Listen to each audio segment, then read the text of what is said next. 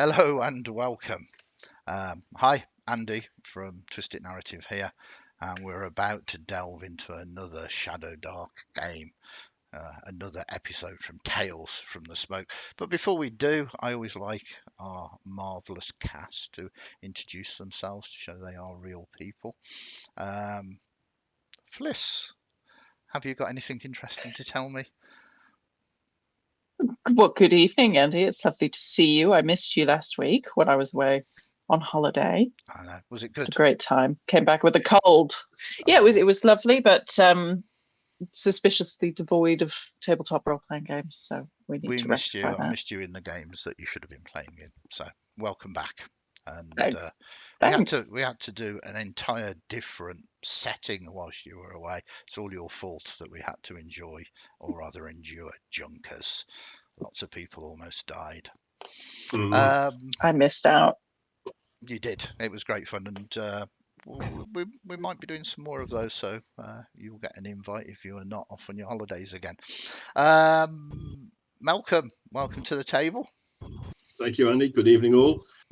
Very happy to be back at the opportunity to delve into the smoke. So, looking forward to see what happens next. Yeah, so do I, because it was quite not a cliffhanger, but a climactic finale Mhm. last session. Yeah. Moving round to you, Kyle. Hello, good to see you. Greetings and salutations, fair audience. This is my pre-recorded line to prove that I am not indeed a robot. Excellent. I might make you all like hold up the current newspaper to show that this is a pre-record. It hasn't been done many years ago. And rapidly moving around, Brian. Good evening. Here we are again, playing Shadowdark. I'm looking to climbing out of the Shadowdark rather than going down into it. Oh, and there we go. And First, first technical difficulties. I'll be right back, folks. first casualty tonight. You see, he said the wrong thing. It wouldn't be Shadowdark. He said he was keen to get Wouldn't be out of the Shadowdark without Shadowdark, Brian. and yeah, um, this happens. So, with all of that, whilst Brian is reconnecting, and there they are. Terribly sorry about that. That's okay. I would much rather, and I've said this and I'll say it over and over again to all of you and everybody else, we work on a shoestring here. I would much rather have you at the table with technical problems than not have you at the table. So it's no bother. And hopefully our audience appreciates the way that our streams are held together by duct tape and string. So welcome again, Brian. Do you want to repeat yourself, or are you happy with that? No, I'm here. I'm me. I'm Brian. I'm here. Let's play. Yeah, let's do this. So, the smoke, first and foremost, seen by outsiders as the jewel of Europa, shining example of civilization. The realities are somewhat different. The city is vast, and within its vastness, there are countless dichotomies, deep divides, and contrasts. The splendour, where fortunes are spent in a heartbeat, and the squalor, where heartbeats are silenced for less than a bite of bread. The Bacchanalia, a district of music halls, theatres, and lodges, where where the fortunate enough to afford tickets can lose themselves for a few hours, and Sorrow House, the asylum, where the truly lost are condemned. But for all these differences, however divergent, they are always connected by the single common factor, the ever prevalent smog. And this is where you once again find yourself after exploring and having a very close call with a monstrosity deep in the workshops of Dr. Payne. You made a most daring escape, clambering up a large pipe 20 foot across, this wrought iron ladder stapled into the wall, clambering over the side, gasping for fresh air, obviously not finding any in the smoke. You find yourself in a derelict warehouse, abandoned, the roof caved in various places, twisted corrugated iron, one of the walls mainly missing, the smoke, the smog sort of filling the interior of this place. I don't know, successful or not, as you each make your way up, dragging your wounded and your injured. The camera scans across and begins to focus. Let us describe what the camera would see in this circumstance. And we'll start with you, Ellie. So I think Ellie was the first one up the ladder. Yeah. So she bolted up the ladder. So small elf girl, messy red hair, very dirty, tattered clothes, absolutely hacking her guts up on the floor. Cannot catch her breath, just doubled over, coughing, completely overwhelmed and exhausted after that climb. Perfect. The camera sort of moves on, and I think it would probably be Hector next that made it out. Is that correct? Yes, if I remember correctly, Hector was the second one up the ladder and was, to be perfectly honest, expecting to be the last one up the ladder, given the. Is heroics too strong a word? Is foolishness more appropriate? Of our priest Valorand, who insisted on potentially sacrificing her life to save our very eloquent rogue. Indeed, and I would guess that you still can't believe the fact that they are climbing up after you. The other two, Val and Gideon, we'll focus on you first, Val. What does the camera see, and how are you feeling in this moment? Valorant, mainly a look of relief and almost disbelief in her own decision making. It was not wise decision making, but in the end, it paid off. Another elven female character, a little bit older, a little bit more robust than our Ellie. Mild disbelief, Okay. I think, and a good wedge of, damn, I got away with that. Very lucky. But that is why we use dice, a game of variance. And last but not least, certainly someone I was not expecting to see again, Gideon, semi-burnt, I'm guessing, this huge bulky suit on. What does the camera see when it focuses upon you? So I think the sort of tip of Hector's spears approaches it sort of first up into the air, and Gideon's very pale, sweat-covered face, even more pale than usual following what he just experienced, and exactly disbelief on his face at, well, Valron coming back. The flame, it's... How did that happen? It escalated so quickly. Indeed. You, for a few moments, almost like castaways from a ship, touching land when you all thought you were going to drown and perish, catch your breath, center yourselves, and look at each other in perhaps amazement that you all have managed to survive. It is at this moment, though, that you all realize decisions need to be made.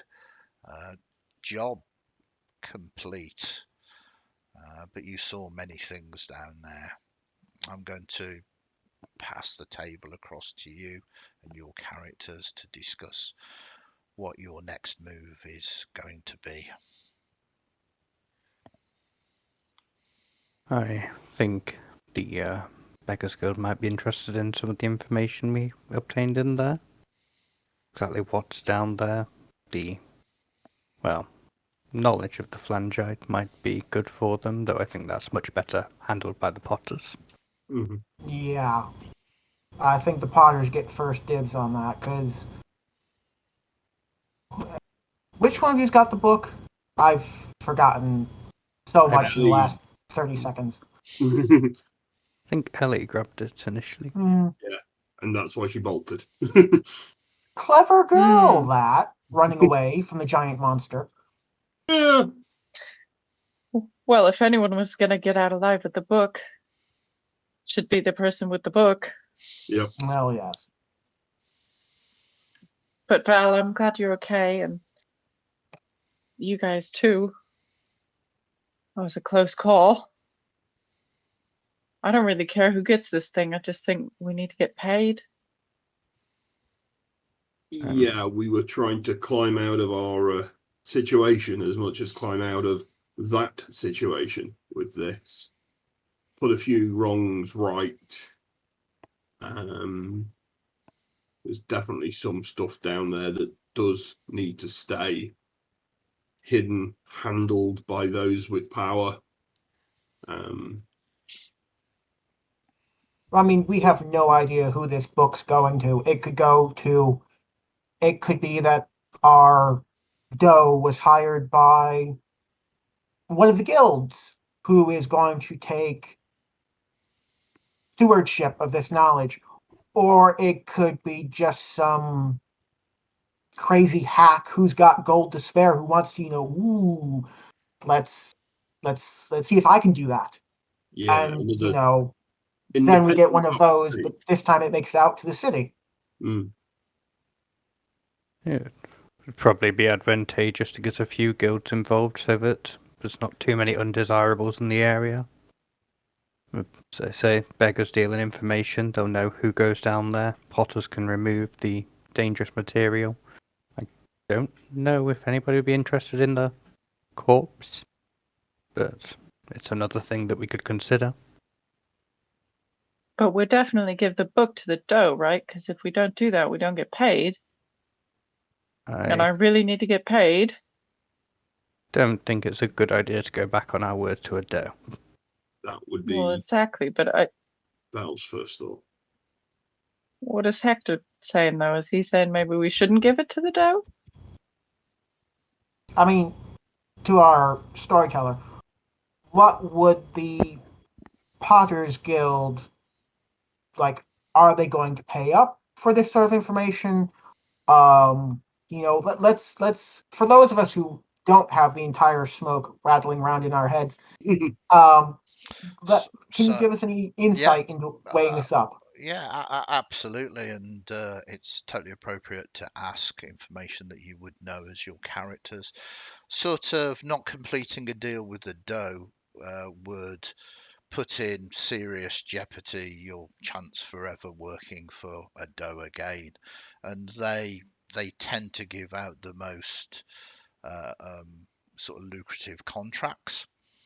The Potters Guild probably wouldn't be interested in the book itself. The book itself is not an arcane study of magics. It's about anatomy and chiromancy, which sounds like a magical process, but it's more of a sort of surgical kind of process. Um, it's also quite sort of dark and certainly would be illegal within the smoke itself. So it's not something that the Potters Guild would certainly openly want to take anyway.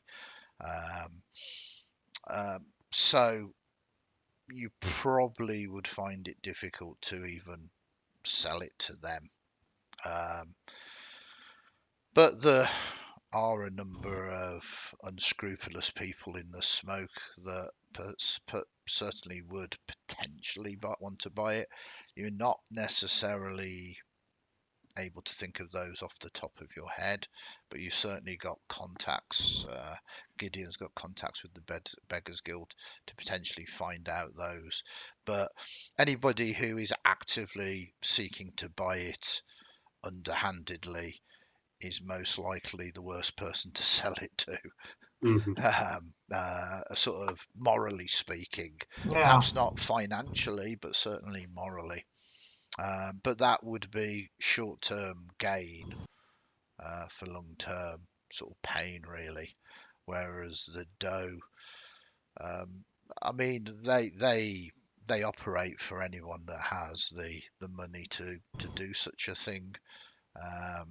But it's anonymous, and that's the whole point of it, really. See, because I presumed that the Potters would be interested in it. I mean, I get what you're saying. It's not properly arcane. You know, there's no waving wands and sparkly lights in this, but it is sort of. I thought they would pay for a regulatory interest, perhaps in controlling or regulating like the crazy stuff that happens. But Uh, from the sounds of it, you're saying it's more a case of we either give it into the dough or we might as well burn it. well, no, I say you can find other buyers Well, for it. yeah. The way to view the guilds and certainly the mercantile houses is they're in it for money, Yeah. and the Potters Guild doesn't police magics; they control magics, but control magics for their own pocket. Yeah. You know, they're not a organization that does it off the goodwill for the people. The Smoke is a terrible place. Right. I believe they would be possibly interested in purchasing the location of Flangite. Oh, most people are. It's a very rare commodity, very, very dangerous as well. And we do have a couple of additional bits of material from the Doctor that we picked up along the way. I've got the note of one or two books of anatomy and alchemical notes Mhm. in the footnotes and such. So we can test the waters for independent interest, shall we call it. But I would rather see this go to where it was designed to go. Maybe the dough dough- would throw in a little bit of extra money because we brought more books. Yeah, Because books are valuable, right? certainly ones that are outside the ordinary. And these are very extraordinary. Okay. And whilst I've very much enjoyed your decision making, I will remind you that your torches are still burning. Who's got a torch? What's going on with the light, Andy? Yeah, you lit a torch when you sort of went up there, so you are probably about 10 minutes into one of your torches at the moment, basically. But you are still on a counter at the moment. It's night, and whilst you are in the city proper at the moment, you're in the. We have no idea where we are. Yeah. But I mean, you haven't sort of travelled too far, so you must be in the either the Squalor or Slick side. Um, um, but you do know at night things come up from the sewers. It's kind of a pea super as well. So you can maybe hole up here all night. You can even expend 3 of your torches to attempt to make a campfire. I don't think we have 3 torches left, Oh frankly. dear. No. Is there any sign of what this warehouse is for or who it might belong It's to? derelict, absolutely, like I described it. It's got Okay. a wall thing, so It's just completely. yeah. It's going to be easy enough for you to kind of Just find pop out again. and find a way. You think Yeah. that this has been specifically chosen, not because it's been used, but as an exit point for that monstrosity that you fought previously on last episode. Go watch it if you haven't already. But I'm not trying to force you to move on, but the torches are burning. I think it's worth. Certainly happy to continue our deliberations somewhere warmer, somewhere maybe lit. I And think with a little liquor, perhaps, after all that. the 3 valves, we don't have to call for the dough straight away. That seems Yeah. like a good idea. Okay. It takes you some time. I'm going to say cross off that torch from your Mhm. finger as you safely make it with the light holding back the things of darkness away. You see a few sort of beggars and you kind of skip from haven to haven, some of these kind of smaller establishments that are still lit up, and trying to take the main streets. But because this is Shadowdark, I'm going to see if you do randomly encounter something on your way. 6. No. So We haven't rolled luck yet, Andy. that is a good thing, a good question. You're perfectly right. We will, as you safely arrive in the 3 valves, begin the admin stage, certainly the luck part. And for those of you who are watching, we're using the pulp mode, so I believe it's a D4, is it not, for luck? Who wishes to roll first? I think I said it, I'll do it. you said it. Mm. Yeah, I was going to say, Ellie. Let us Right. see what you can get. There we go. 3! Okay, you have 3 luck. Then we move to you, Val. Let's see how we do.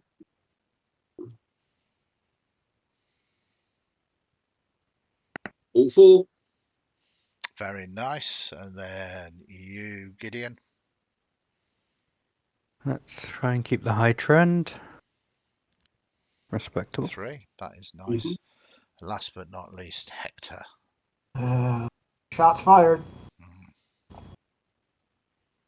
Hey! Well done.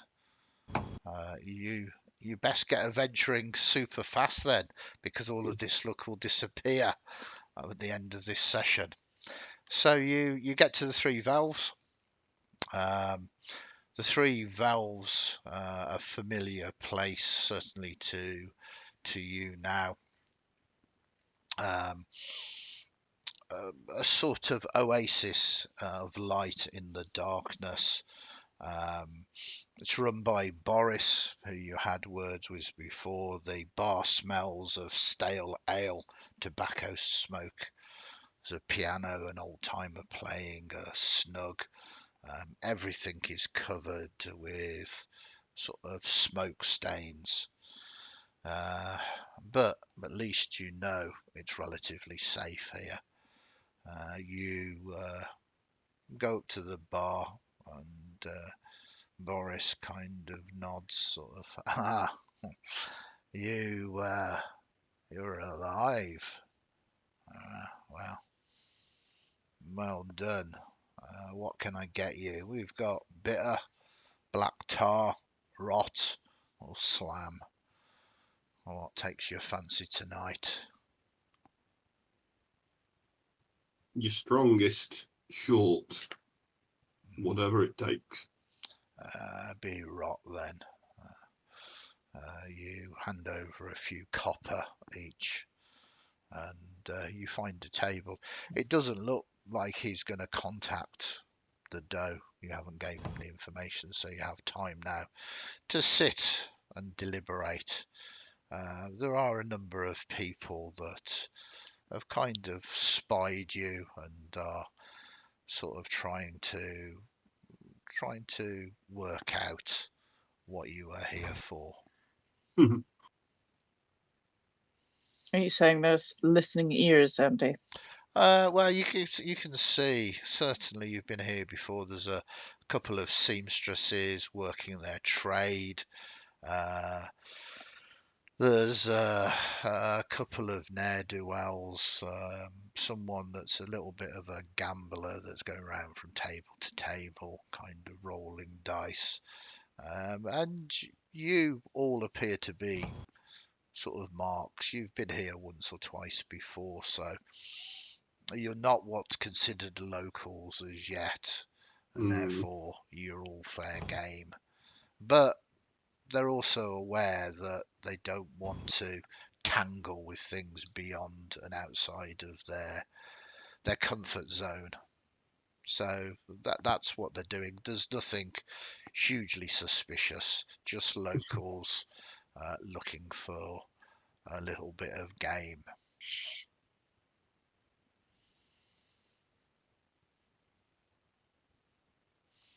So I need the money, and I need it quick. So if we gonna shift this book,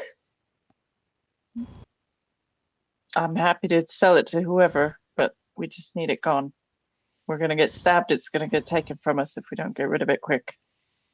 There is also that.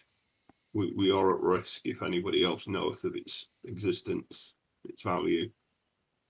I know the Beggars Guild and such will share information for coin as well, perhaps. So, as much as they have value, and I say this with all respect, they are also a risk. Oh, the hell with it. I look over at Boris. Could you get a hold of John for us, please?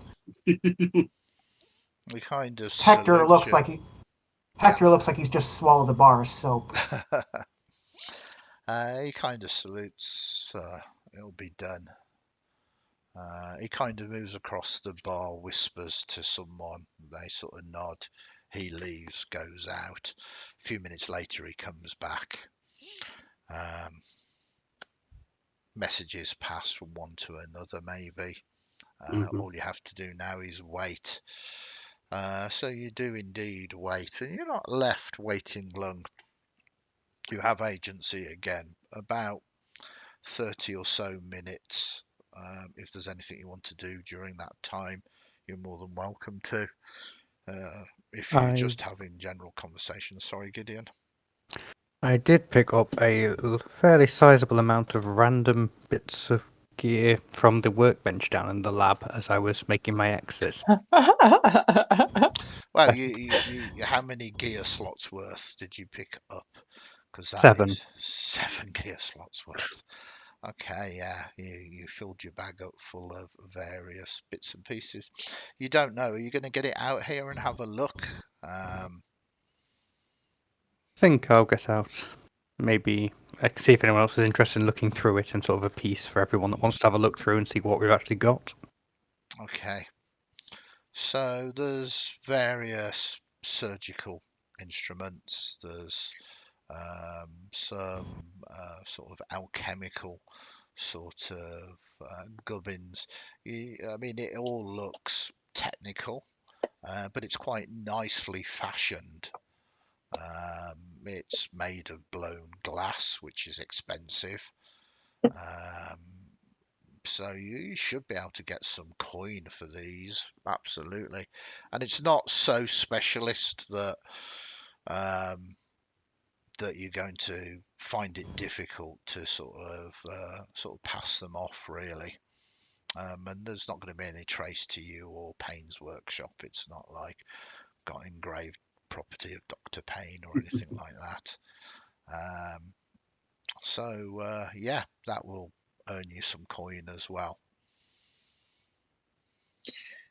Andy, can you just remind me, did the doe tell us not to look at the journal? Yes, specifically. Okay.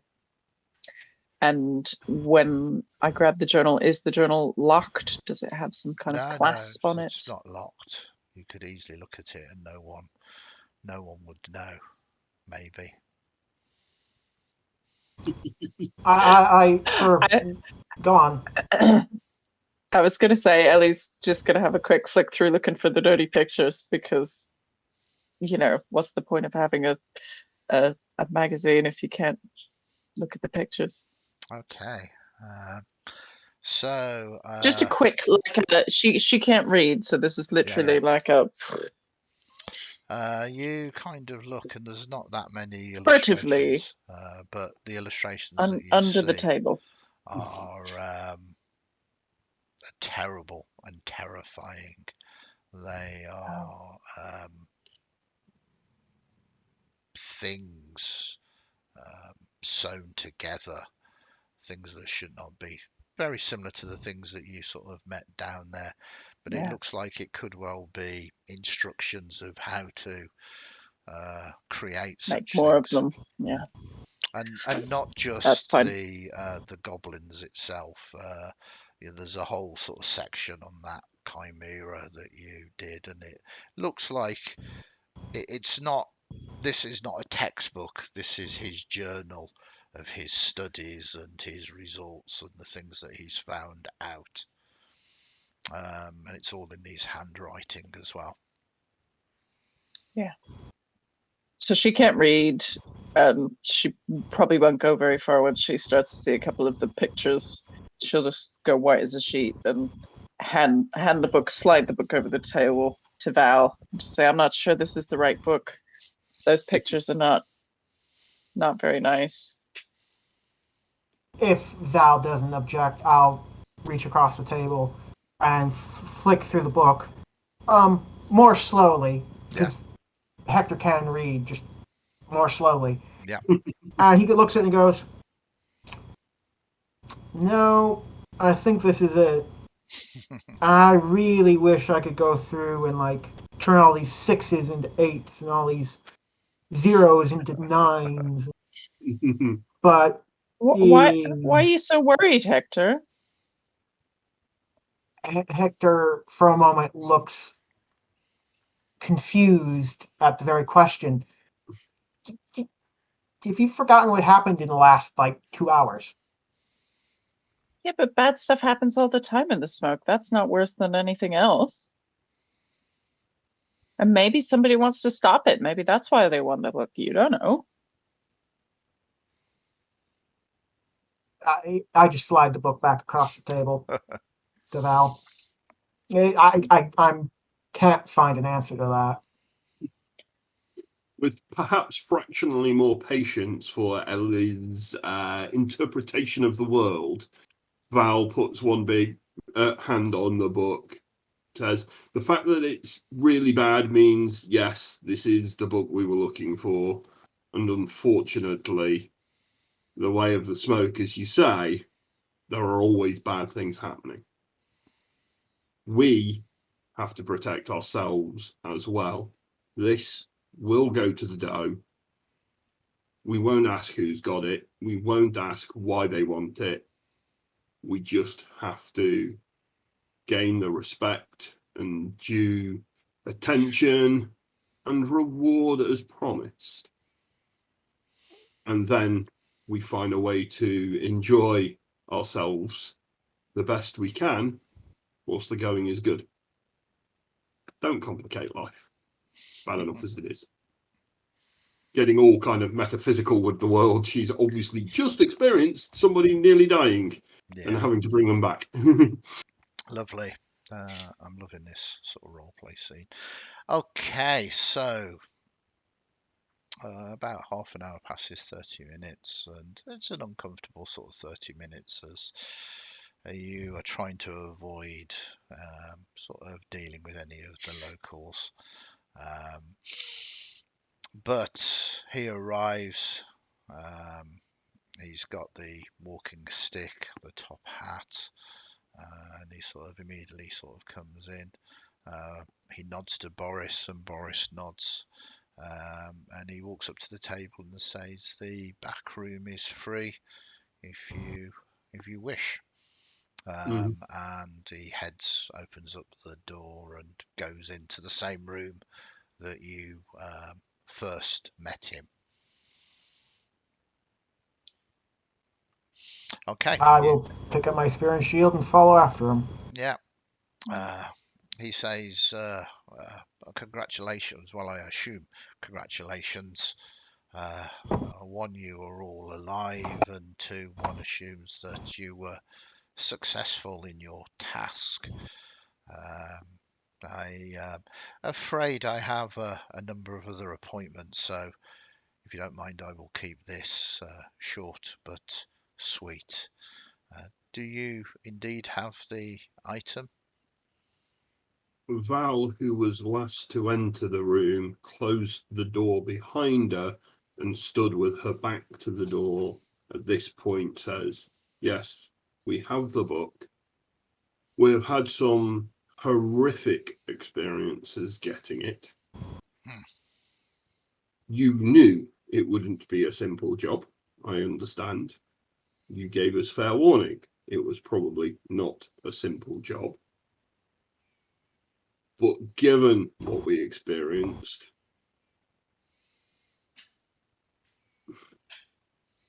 price has to go up a little. Well, that's difficult as we never established a price in the first place. I think you need to remember that. So it's difficult to raise something that we've not got a raise. I said you would be well compensated for it, and I meant that. But, and his eyes darken for a moment, this is not how does do business. We don't renegotiate after the matter. I will take this indiscretion as a lack of experience on your behalf. Of course, if you are not satisfied with the coin that I offer you, then we can carry on this conversation. Then forgive my, as you say, indiscretion, inexperience in the matter. But does this also mean that you've taken advantage of our inexperience by not telling us the price initially? Not at all. You would treat any and all similarly. Well, it depends on the job. It depends on the person I am working for or the organisation I am working for. But in this case, they said that if you were successful in the job, you would be well compensated. I mean, it is an evening's work, and you're all alive. And that Val wanders to the edge of the table and puts the book upon it. He sort of looks down. He almost sort of recognises it immediately from the cover. It's as if he's got a description of it. Splendid. He's carrying what appears to be like a leather sort of briefcase, kind of the old Victorian ones, kind of soft leather, kind of maybe doeskin, actually. Maybe doeskin. He kind of puts it on the table, sort of opens it up, and he pulls out four what appear to be sort of quite pouches that have obviously got coins in. I think that you will be pleased with this. He kind of puts the journal in there. Now, if you wish, you can spend your time counting the coins, or are we happy to say our business is done here? Hector crosses to the table, reaches to pick up his coin pouch, looks at the dough with just on the respectful side of really disrespectful. and it's, he's got, it's a difficult thing for him because he's not got the charisma for it. Sorry, we killed them first. There were monsters down there. And, you need to make a decision as to, and he just stops and walks out of the room because he doesn't even need to finish that because he knows what the conversation is going to be. He just turns and walks out. Well, I'm not entirely sure he would wish to take on another job from me, but I've seen his kind before, and when the hunger pangs begin to bite, well, what of the rest of you? Let us say our reputation and our ability to work for you are almost as valuable as the coin in front of us now. No, We may absolutely. become regulars here at the Three Valves. I'm sure we can arrange a way for communication should it be necessary. And then, yeah, I think Val does very much the same, knowing that we cannot influence his decision about what happens to the book and where it would go and what those people might do with it at this time. I mean, you do know that those are just simply go-betweens. It's like he's been paid to do a job. His job is to retrieve this from you and to pass it on to the people that have employed him. So he kind of looks at you, Ellie. She'll trail along after Val, quickly grab her coin. She'll pop open the pouch and just have a look to see what's in. Yeah, Maybe pull one out. Quite a substantial amount of cogs. Is it being cogs? Okay. gold coins. She'll take one out and Yeah. bite it just to check. Solid.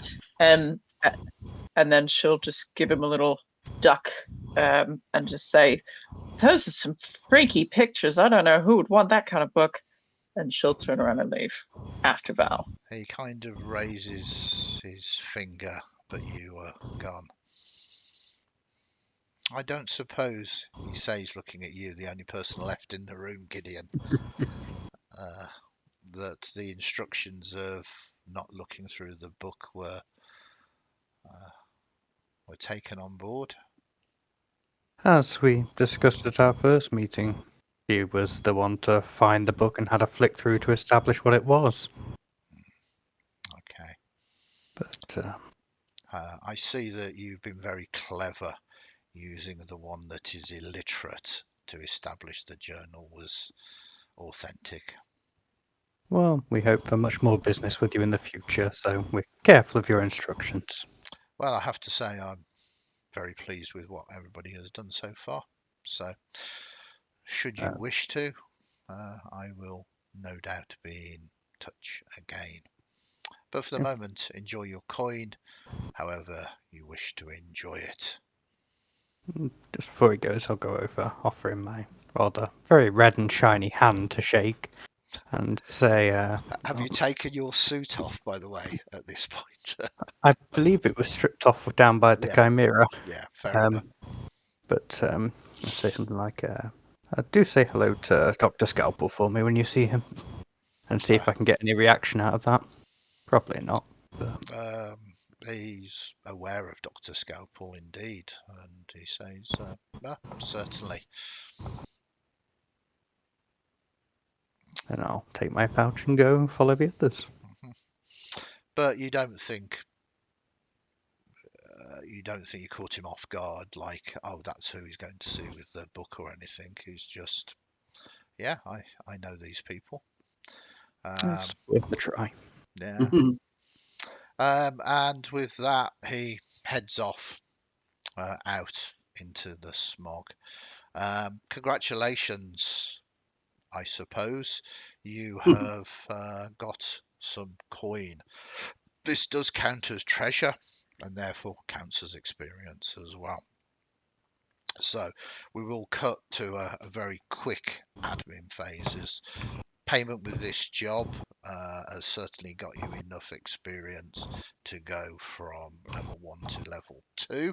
So we need to do that. And you don't use the coin to buy experience points. So you've also got the coin as well, if you see what I mean. As far as I'm concerned anyway, it seems to be a strange mechanic. You can use the treasure to purchase things in game as well as you gain experience because you have got the treasure. So we'll do a quick level up. This is Shadowdark. It doesn't take very long, but I like the idea of live rolls for hit points, especially in Shadowdark where it makes a big difference. And I will say, this might be me being a little bit lenient, but you have luck points, and luck points allow you to roll any dice in the game. So I'm going to say you can, if you want, burn your luck before you start facing dangers again to see if you can get some additional hit points, should you wish to. So we'll do it. We'll start with Brian, sort of Hector, first and foremost. Now, remind us, you're playing a fighter. Yes, I am. So what is your hit point dice? 1d8 per level. Okay. Now, after level 1, you don't add your constitution modifier, whether it's negative or positive, so it's just a straight roll. So please roll that d8. Here we go. 5. One would argue just slightly above average. Yeah, I'll take it. Yep, okay, perfect. I don't think that's a bad call. And we move to you, Gideon. Just remind us you're playing a thief. Yep, for a D4. Okay. Oh, we need to come back to you in a moment, Hector, because you get something else as well, don't you? But Probably. yeah, sorry. It's all right. Is that a 1? It Cheers. Now, is it worth spending a luck to get 3 extra hit points? No, I don't think it is. No. Not. Genuinely, I mean, that's an honest thing. It's like a 25% chance of doing that. We'll come back to you in one moment, Gideon. So, Hector, you do get something else as you level up to level 2 as a fighter. It is your weapon. I'm just calling it up here now for you. It is your fighter class, your weapon mastery. The final sentence, in additional, add half of your level to these rolls, rounded down. And now you've gone up to level 2, you've got an extra 1. And that is to your weapon mastery. You gain +1 to attack and damage with that weapon. So what weapon did you choose? I had the spear. Yeah. So you now have got your first level weapon mastery +1. And now, because you're level 2, you've got +2. So you've got +2 to attack and +2 to damage. Are you okay with that? Yep. Cool. Increments to damage are very rare, I'm finding, in Shadowdark. So Yeah. that weapon mastery is huge. It really nicely puts into play what fighters do. And seeing all the things that have been written by Kelsey, she actually wants to try and keep melee classes at the same power level as casters, and I think this is quite a nice way of doing it, especially with the randomness of magic. So not only do you get 1 hit point, Gideon, you also get an increase to your backstab as well, I believe. When you attack a creature who is unaware of your attack, you deal an extra weapon dice. But the final sentence said, add an additional weapon dice of damage equal to half your level rounded down. Because you're level 2 now, you get an extra 1. So when you do backstab, you'll get 2 extra dice, meaning you would be rolling 3d4.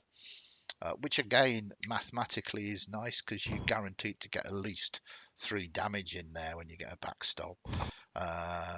Potentially 12, which is very, very cool. Then we move up to you, Val. Just remind me, you're playing a priest, I believe. Yeah, Varon, there's a priest of Geed, the neutral goddess. So remind us what your hit points are, hit point dice is. It's a D6. Perfect. So let's roll well here. It is A a 2. 2. I shall burn one of my luck points to try and do better than that. And go for it. Oh. Well spent. Do you want to burn another luck point and roll again? No, I'm good. Okay. +6. That is very good. I might be being a little generous here, but this is pulp, so I'm more than happy for hit points to be higher. You also get not spell casting, but when you go up a level, I believe you get a new priest spell to learn. Yes, I do. Still at first level. It is. So I shall look and select whilst the rest of the table continues. Perfect. And last but not least, we move to Ellie, who is also playing a rogue. A thief, Andy, a thief. Sorry, you are and, right. I'm gonna get our system right. This is a day I've been waiting for many months. The day when I have more than 1 hit point. Yeah. So let's see. I mean, you're gonna go up at least 100%. I'll go up 200%. Yeah. I will stick with a total of 3 hit points. It's probably sensible, and as we said with Gideon as well, your backstab ability goes up as well. Perfect. So you also have ended up with 150 cogs. That's gold pieces each. Now, it's difficult to say whether your lives are worth that much and the dangers that you have faced, but for a very short evening's work, that is quite a substantial amount, kind of hammering home the difference working for a doe and working just for some random person off the street. Whoever wanted this journal wanted it very badly and was prepared to pay a sum for it. So that does equate to you sort of leveling up, but it also means that you have coin to spend as well. You can spend it in a number of ways. You can spend it on equipment, re-equipping yourselves, and I would definitely recommend that you hold some for that. But you can also spend it to gain some extra experience points as well in a mechanic called carousing. It is up to you whether you want to do that or not. Carousing, you roll basically 1d8 on the table. You might lose some things if you get a low roll. You might gain some experience and gain some other things if you get a higher roll. You can modify the roll by throwing some gold at it as well. In fact, to be honest, by the looks of this table, to carouse you have to spend at least 30 gold, and you get no modifier. If you spend 100 gold, you'll get a +1 bonus to the roll. So it's something that you might not want to do at the moment. You might rather keep that money to get better equipment and the like. But I will leave that to you as a group to decide, both in and out of character. And you all need to pay that coin, unfortunately. As in, we need to carouse together or not at all? No, you can individually carouse, but it's not like 30 gold pieces for the group. It's For 4 Yeah, people to yeah. carouse, yeah. Well, I think Ellie has her eye on some very shiny elven armor in the window of a shop that she passes every day on the way to and from getting water. Okay. And so she wants to hang on to her coin, I think. Perfect. It makes sense. Don't feel that you need to carouse. You've just leveled up. You're feeling fairly good. It doesn't mean that you can't enjoy the evening, which is partaking of food and drink and everything else that the smoke has to offer. Okay. So Does anyone else want to carouse?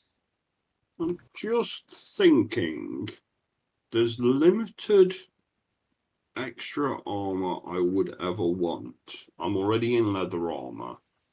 Yes, if you mithril it up, that means that you gain a gear slot back. It's actually free. And it says -1, so I think you actually gain a gear slot at the same time. And it's 40 gold to have. Oh, no, you've got to do it for at least chainmail. So, yeah, unfortunately, because it is a metal, it needs to yeah, be done on metal that's armor. that's too expensive. Yep. It's 240 gold, so we'd basically have to hold the lot. I mean, you could keep that. There are banks in the smoke, so you don't have to worry about sticking it underneath your mattress or whatever. You can bank your money, as it were, and it's going to be safe. Don't feel that you need to carouse. There are plenty of other opportunities to be had to earn more coin, should you wish. I'm Yeah, I don't think it quite fits the character. I personally, as Malcolm, wanted to play with the mechanic, but yes, you're right. It's Val's just had a near-death experience. Her world's been rocked. Why wouldn't she want to go carousing? Come on. that And might be. I don't want to be the kind of person who tells you how to play your character, but didn't you just say you worship Geed? Yeah, which is a god of revelry. I'm taking 100 gold coins You're worth of time. carousing. Absolutely. Okay, this is Mm. interesting. Anybody I have an else? extra luck point if I need it. Yeah. If, Assuming I can continue to abuse luck points for any dice roll, Andy. Yeah. I mean, you've only got them for this It's enough. session. Yeah. I don't. In a game of a lot of random tables, Yeah. I'm fine with it. Um, Gideon, what is your thoughts on a night on the town of the smoke? yeah, Gideon's going to get drunk and go out carousing. He's Okay. had enough today. How much coin are you going to throw at it? Are you going to go out with Val and do 100 gold? I think so, yes. It's time to do Okay. some bonding with my saviour. I mean, that's very nice, really. Yeah, it is very good. I think my Excuse. night's drinking should be on you, my good friend. Now, Hector, you don't strike me as the kind of man that likes to carouse. Hector has more important business going and reporting Payne's lab to the Potter's Guild, and there's that payout for that flangite or whatever it is, and all the other stuff. Okay, so we'll break this down then. Ellie, you're going to go and do some window shopping and look up at this suit of is it chainmail, mithril chain? Oh, it's mithril chain on my way back to the boat because I really need to sleep. Yeah. I'm absolutely Uh, destroyed by this dungeoneering. Hector, you're going to immediately sort of leave the Three Vowels and head off to the Potters Guild to report, and we'll make that a scene as well. No problem. But let us look at the carousing mechanic. So, spending 100 gold, I believe you get just a +1 modifier to this. A full day and night's revelry, gambling, and recounting your exploits. So you both roll individually for this. We'll see the ultimate result of what happens, the carousing outcome, but we'll let you weave a narrative of how that happened. Who would like to roll first? Val or Gideon? I think it's kind of my fault that we might be out drinking at this point. Okay, we'll see where you led them. So give us a d8 roll and you add 1 to it. Oh, 7. +1 is an I'll 8. take the 8, I think. I don't Okay. even want to risk it.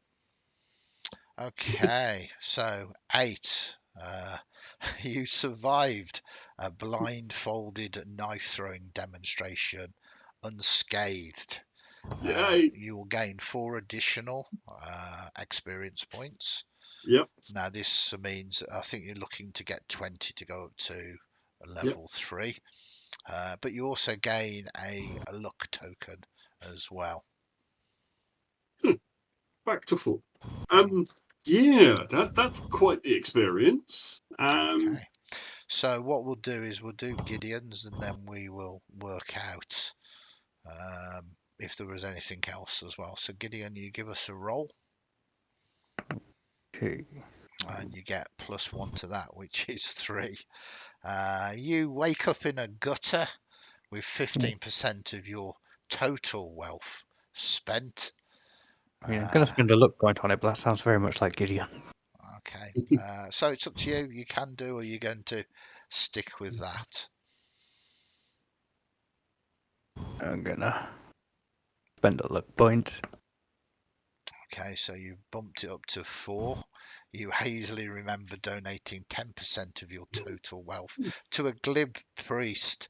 I mean, was that Val? Did you give It Val was some money? Val. Um, um, Or it looked like Val. yes. He was pretty drunk, so It is up to you. You can re-roll again, burn through these luck points before we go on to life and death situations. No, I think that sounds very appropriate Okay. considering everything that happened. Yeah, so there is this scene, and you do gain 3 experience points, so do this. And you gain a priest ally Mhm. as well. So it was a different priest. We'll work on that, which will be an interesting NPC for you. So you seem to have been in the company of Val, a priest, most of the night, and as Val is sort of pulled off and put onto this blind knife throwing demonstration, another priest kind of slinks down by the side of you and starts chatting to you about. You seem to be in the company of a priest of Gede, and have you heard the tenets of Shune the Vile, the goddess of excesses and of magics untold and unspoken of? Most intriguing, and you kind of are interested, not necessarily in the tenants, but you are offered untold power. And she slips you a holy symbol of Sune, and you obviously signing up give 10% of your total wealth to become a lay member. You haven't converted or anything, and it'll be interesting when you both wake up. Then you show this symbol. What Val might say. Okay, so that is how you spend your night. Hector, straight to the Potter's Guild as you make your way through the terrible squalor into the splendour where the guild houses are.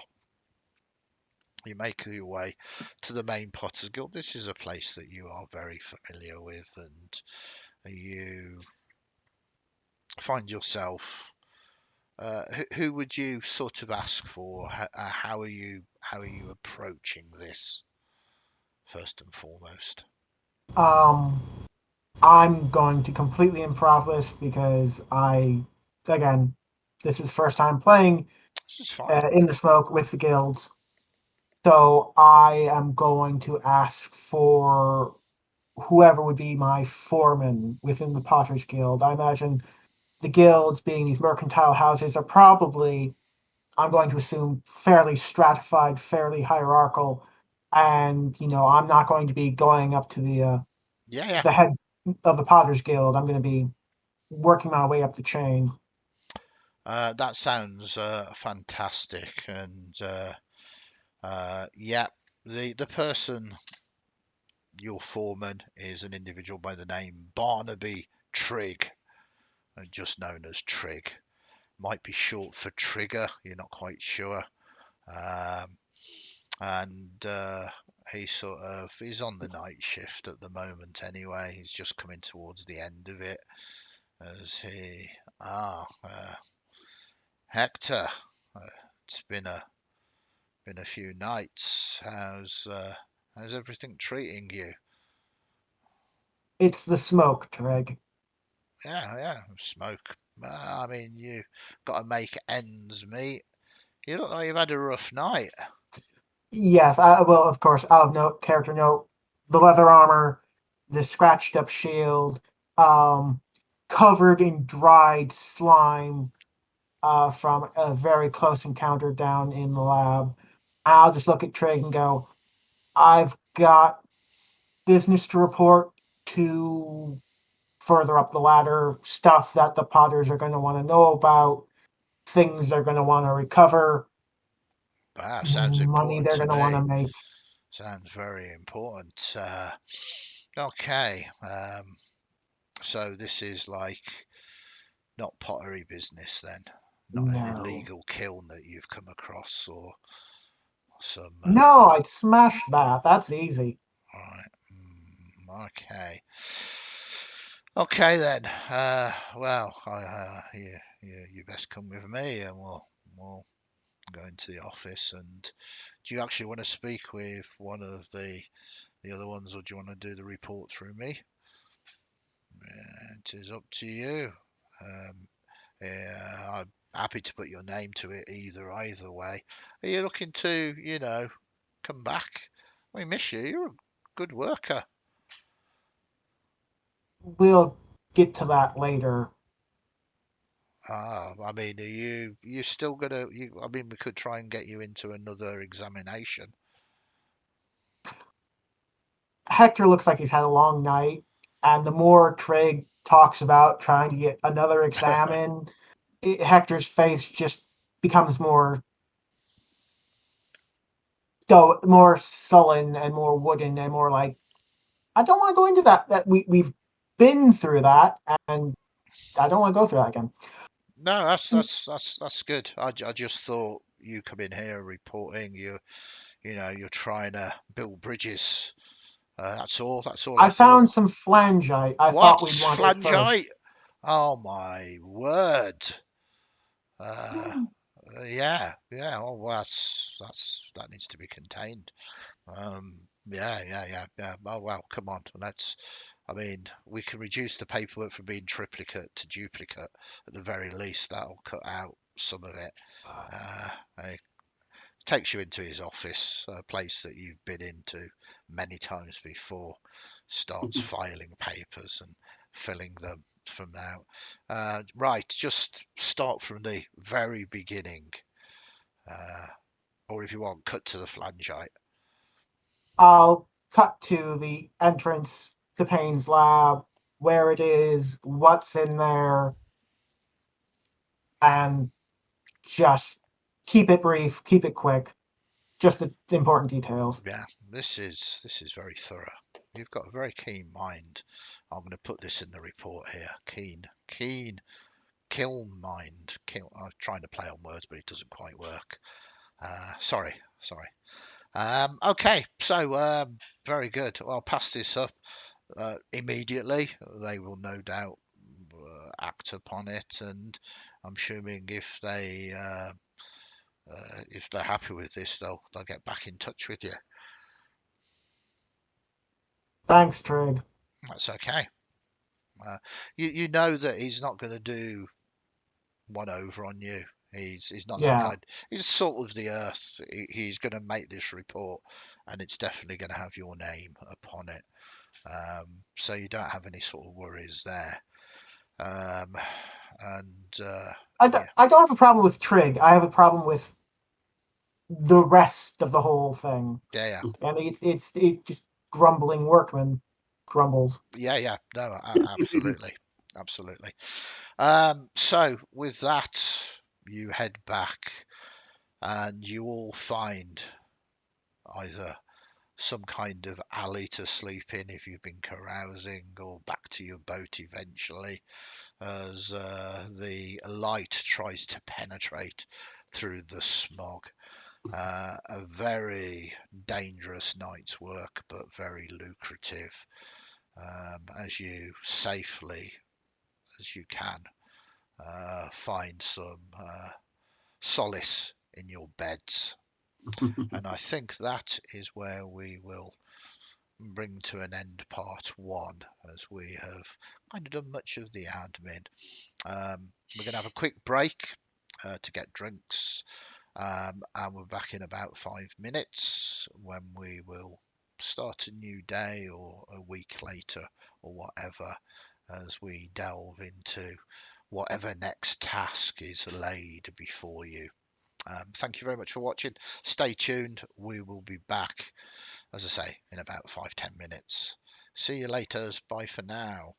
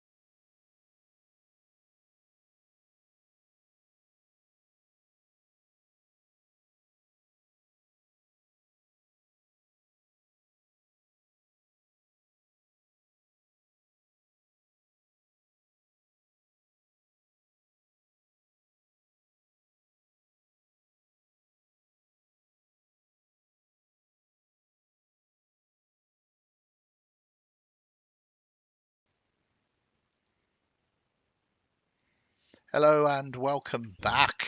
Welcome back to part 2, Tales from the Smoke.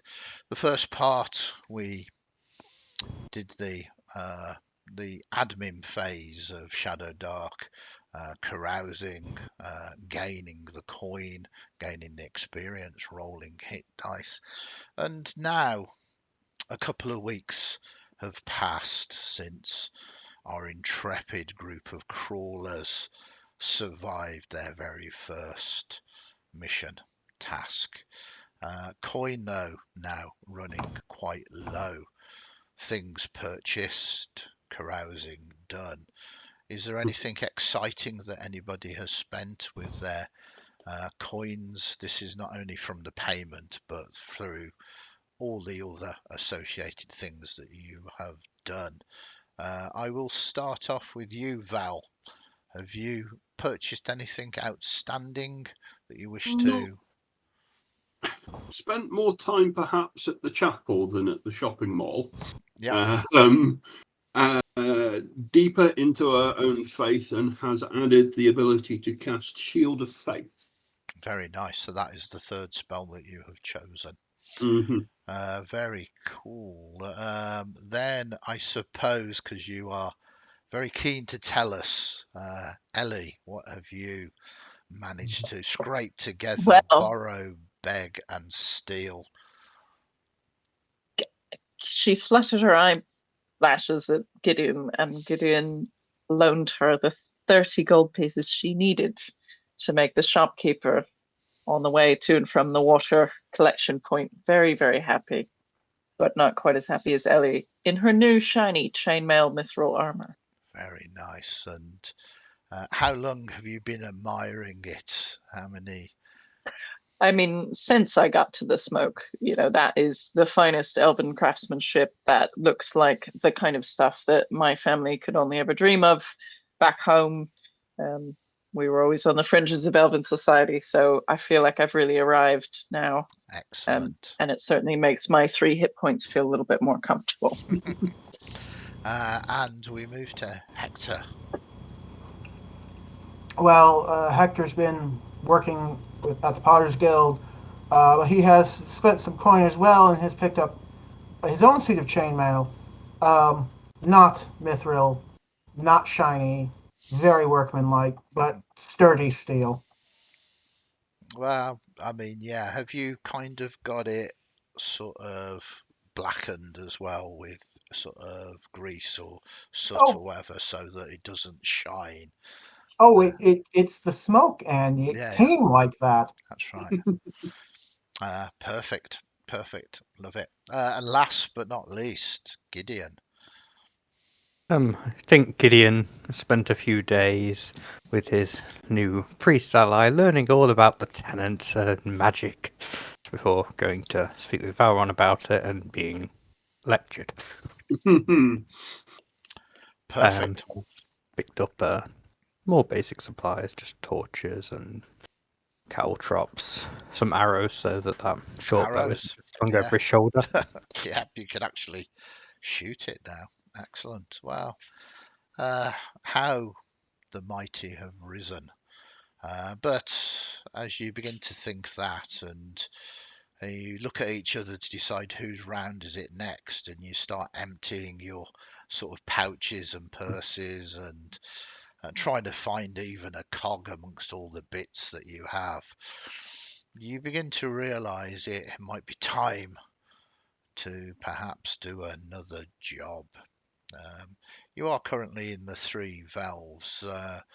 I mean, Hector, I think you, out of all of them, are the one that has a life, actual job. Um, would you make your way down occasionally to the three valves to meet with these, or have you kept your distance over the last week or two?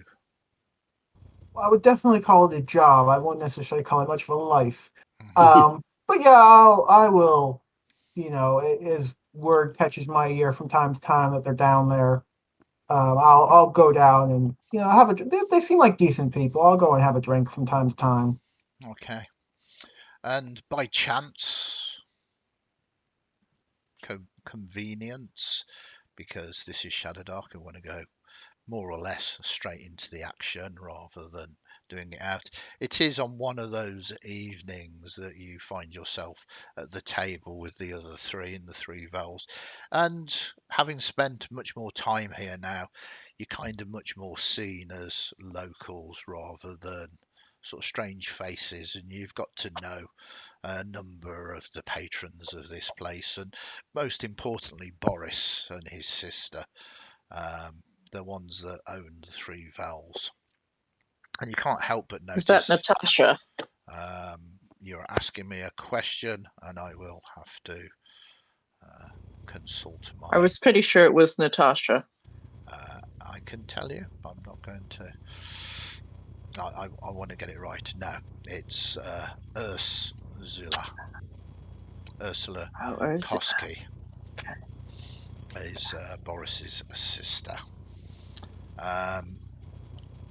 But you're kind of trying to work out, sort of scraping together for another round of drinks, and you see that Boris is pointing in your direction, and he's directing a sort of older gentleman in your way, fairly well dressed, human, greying hair, sort of trimmed beard, hair sort of tied back. He's wearing like a sort of long coat at the moment, well tailored. Doesn't look like he really suits the squalor, the district that you're in of the smoke. You notice that he has a single monocle in his eye that makes one of his eyes just look so much bigger than the rest. And he kind of passes some coins to Boris and heads in your direction. Apologies for interrupting your evening, but the good man over there, Barry, I think his name is, he's pointed me in your directions. You seem to be individuals that don't mind occasionally hiring your services out to those in need, and I am most definitely in need. I thought if I came to a place like this, the Three Vowels has a reputation for your types. Can I buy you a drink each, and perhaps we discuss it? Most certainly, my friend. We were just looking for our next round. Ah, right. I'm thirsty.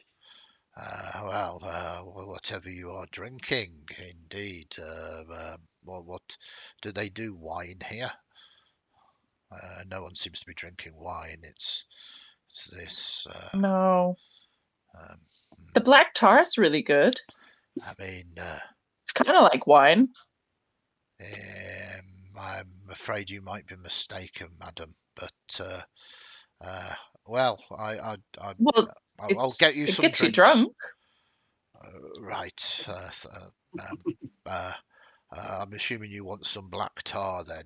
It doesn't sound particularly good for one's constitution. Never did me any harm. So he buys you a round of drinks. He orders himself some rot, which is a very strong sort of whiskey. Slam is more like vodka. Black tar is kind of a big, heavy stout, and bitter is bitter ale, just so you're aware. All of it is sort of lower class alcohol, the kind of stuff that you would find in an establishment like this. He cautiously sort of sips and then sort of coughs as the whiskey is a little strong for him. So Are you the kind of people that I suspect you are? I think we'll need a bit more information on that to go off of. Well, but of course, I could mean. I mean, there are all sorts of kind of. I think there's some seamstresses over there. Well, I've gone a little bit We're warm. good at finding stuff, Good, if that's good, what you good. mean. Because finding stuff, sort of, is what I need. First of all, it would be rude of me to not introduce myself. My name is Professor Klugstein. Now, you've probably all heard of me, but I would like it to go on record that none of it is absolutely true whatsoever. That monster of a publisher, Titus Frinch, did a terrible hatchet job upon me. And if you haven't heard of me, What's he talking about? well, we don't need to discuss that if you don't know. So, I don't even know what you're talking about. What's a publisher? publisher, the press baron, Titus who owns the Pinch Press, the Oh. newspapers, the penny dreadfuls, the he even owns the criers that shout on the streets for people that cannot read. He controls all. Oh, yeah, they're good. Yeah. Well, they're not salacious gossip. That's what they Oh, are. it's a good way to pass the time. You just get a bit of something in your flask and you just sit there and watch it all unfold. Mm. What they say about you. Well, none of it was true. We don't really. They said I was guilty of a number of murders. Ridiculous. By proxy, of course, not Oh. actually me. Some of the devices that I constructed went awry, and like I say, it's all gone. And if you've not heard, I'm sorry that I brought it up in the first place. But let us perhaps start again. I found it difficult to, well, to carry on with my career, obviously being, well, ousted from the Horologists Guild, and I've set myself up in a small place, and I have some coin, but I am desperate for some essential parts for my next um, creation. I wouldn't say experiment. I don't need to experiment. Experiments are for what people who don't know. I know, so I create. I'm a creator, not an experimenter. If I might, Val, if you glance over at Hector, if he looks any more bored, he's going to fall asleep. So, Val is aware of the temperament of the table and probably chives the Professor Clustein on a little. And might you reach your point, good sir? well, that is very fine, madam. So the items that I require are obsolete, unavailable, etc., etc. But there is a high percentage chance the fates are with us that one might be able to locate them. Well, in the in the trash, the trash town as they call it. The junkyard that spills out of the slick. Except it is a very hazardous place, and not only are the gangs, we have to head down into Tarp, and then, I mean, it has since it has stopped being run properly. The junkyard has become a most dangerous place, so I've heard. All sorts of terrible things there. Surely you've heard the rumours. We know of the locale and its risks, for want of a better phrase. I So mean, you are looking for a party escort? to escort? Yeah. And the instinct between us in the moment there, Jenks. Oh, Yeah. indeed. I mean, there could be grubbers there, or even worse, there are even rumours of clockwork devices with their own minds, or machine spirits, toxic leaks, and, well, whatever else leads there. But it is probably all rumour. It's where the mercantile houses just abandon their stuff. But I think at the heart of this place there will be some choice pickings, exactly what I need for my new creation. And there might be randomly other bits of valuable stuff for us each to find. At this point, I nudge Hector and say, aren't the Potters always looking for the interesting, the arcane?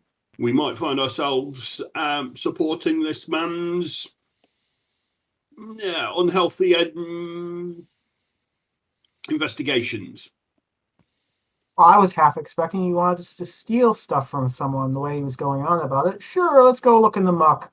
I'm no thief. But wait. Well, hang on a minute. You said you don't have a lot of money. Well, I've got some. I mean, to be honest, I'm not particularly au fait with such of these places here. But with the price of the drinks and the fact I think I might have actually stuck to this seat now, I mean, one would assume that you don't require much coin for such a simple task. Let's consider an approximate, for want of a better phrase, day rate for the group of us. What could you afford, my good friend? I mean, there is a big difference between what could be afforded and what is the going rate. I might reverse that round and say, what is the going rate to hire you for such services? You can easily tell without any kind of role that he doesn't know what he's talking. He's got no idea what. He's not a doe. Come on. Ellie will elbow Gideon in the ribs at this point. This is Face's beauty. This is potentially. Time to shine. Oh, no pressure there. Okay, I suppose for you we could cut a bit of a discount. Last time we got, That's but, very kind of you. of course, depends what we encounter. As you say, if it's just a simple trip there and back, then we could do it for, say, 100 gold pieces each. But if we do encounter anything, gangs or any dangers, you understand, hazard pay has to increase relative to the job. Say, and the 50 gold pieces per encounter. Knocking a little bit off for you, but you seem like a lovely man. That is far more than I had actually anticipated. I mean, this is for we should be there within a day. It's not. How about I bring some sandwiches with us? We can we can have some sandwiches. Salmon. I'm quite fond of salmon with cucumber. Crusts obviously cut off. Maybe a bit of cake. Where do they ship that salmon in from? They don't get it from the slick. Oh no! Go from up country, from the north, where the rivers run clear. They say that the folk up there they have blue skin. They have hair the colour of fire. Well, my skin goes blue when I can't breathe in the smoke, and my hair's red. So You're maybe I'm probably a from the north, huh? Northman then. or north. I think I'd like Norman. to try that salmon. I'd be up for a sandwich. Oh, it's very tasty. It does come down from the north. Not sure a sandwich would equate to a fair wage for us, but No, I understand obviously some coin as well. Maybe we could meet more in the middle of a sandwich and 150 gold. Total it between all could of us. meet. I mean, I think your what is your name? My name's Gideon. I mean, is it Mr. Gideon? Oh, I think we seem like such a good fellow. I feel perfectly comfortable with you calling me Gideon. Are you? Well, I mean that is that is very fine. You can call me Harold then. Of course, that's a lovely say, Harold. And that is actually my name as well.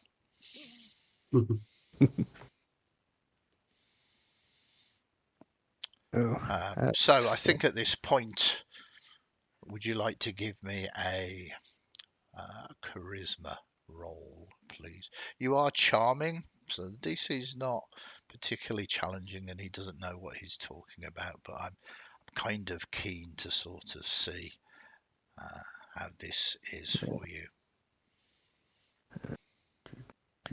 So +4. Oh, very nice. Right. 20.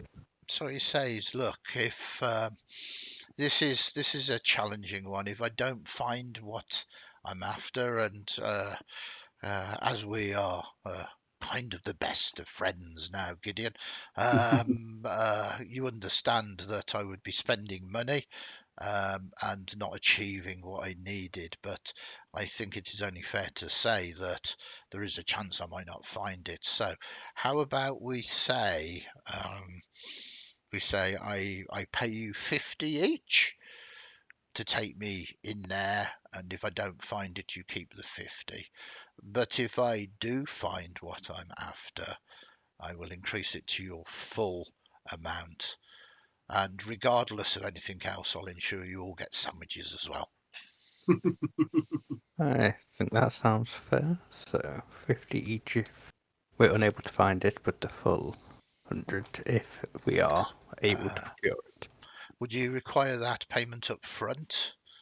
For purchases and equipment, and I'm not quite sure how this works, you see. Well, as you'll be coming with us and we're such good friends, I feel I can completely trust you. I'm quite happy for you to pay after the service is rendered. Oh, you are a gentleman. You are so. Ellie is going to elbow him again very, very sternly. Okay. But you would also have to ask my companions if they're happy for the same. I cannot speak for all of us. Oh, I suppose. Does your friend here suffer with narcolepsy? Is it going to Our be good an friend. issue? No. Ellie kicks him under the table. Not Do you want your narcolepsy. money? I just have a short attention span. Right. Do you want your money now, Hector? No, he can keep a hold. Tell you what, Boris can keep a hold of it. All right. Who's Boris? Barry. Barry. Oh, Barry. Yeah. Okay. He's got a very thick accent. I find it difficult. It is Is it Boris? Did I get it wrong? Or are you wrong? I think you can call him whatever you want, to be honest. Well, Especially he's a very big chap. I wouldn't want to be on the wrong side of him. His name is Boris, and you're just about to put 200 gold behind the bar for his safekeeping on our return.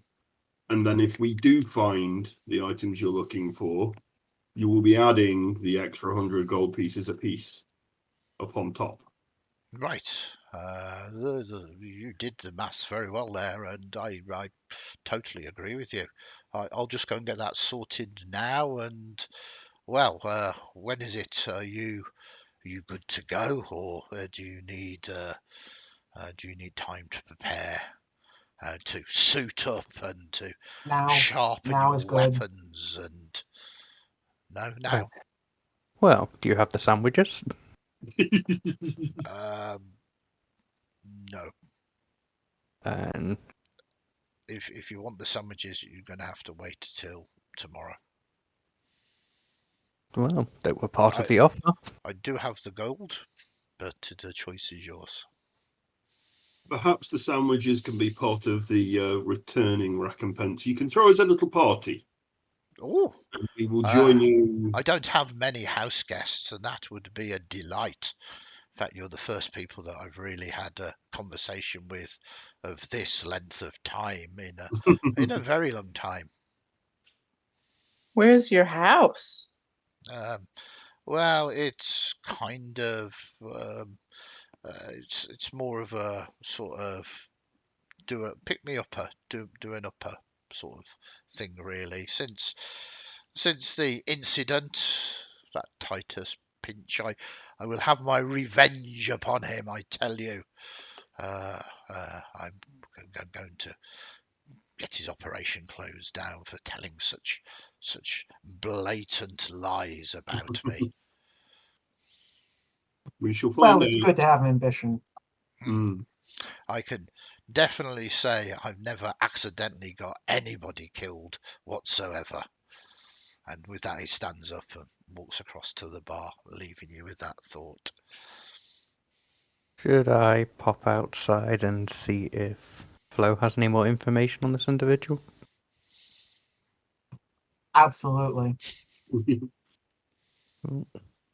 I will leave them up to you guys to go keep him occupied then. Okay, so I mean, to cut to the chase, he goes across and you see him hand a substantial sum that he seems to have brought across to Boris.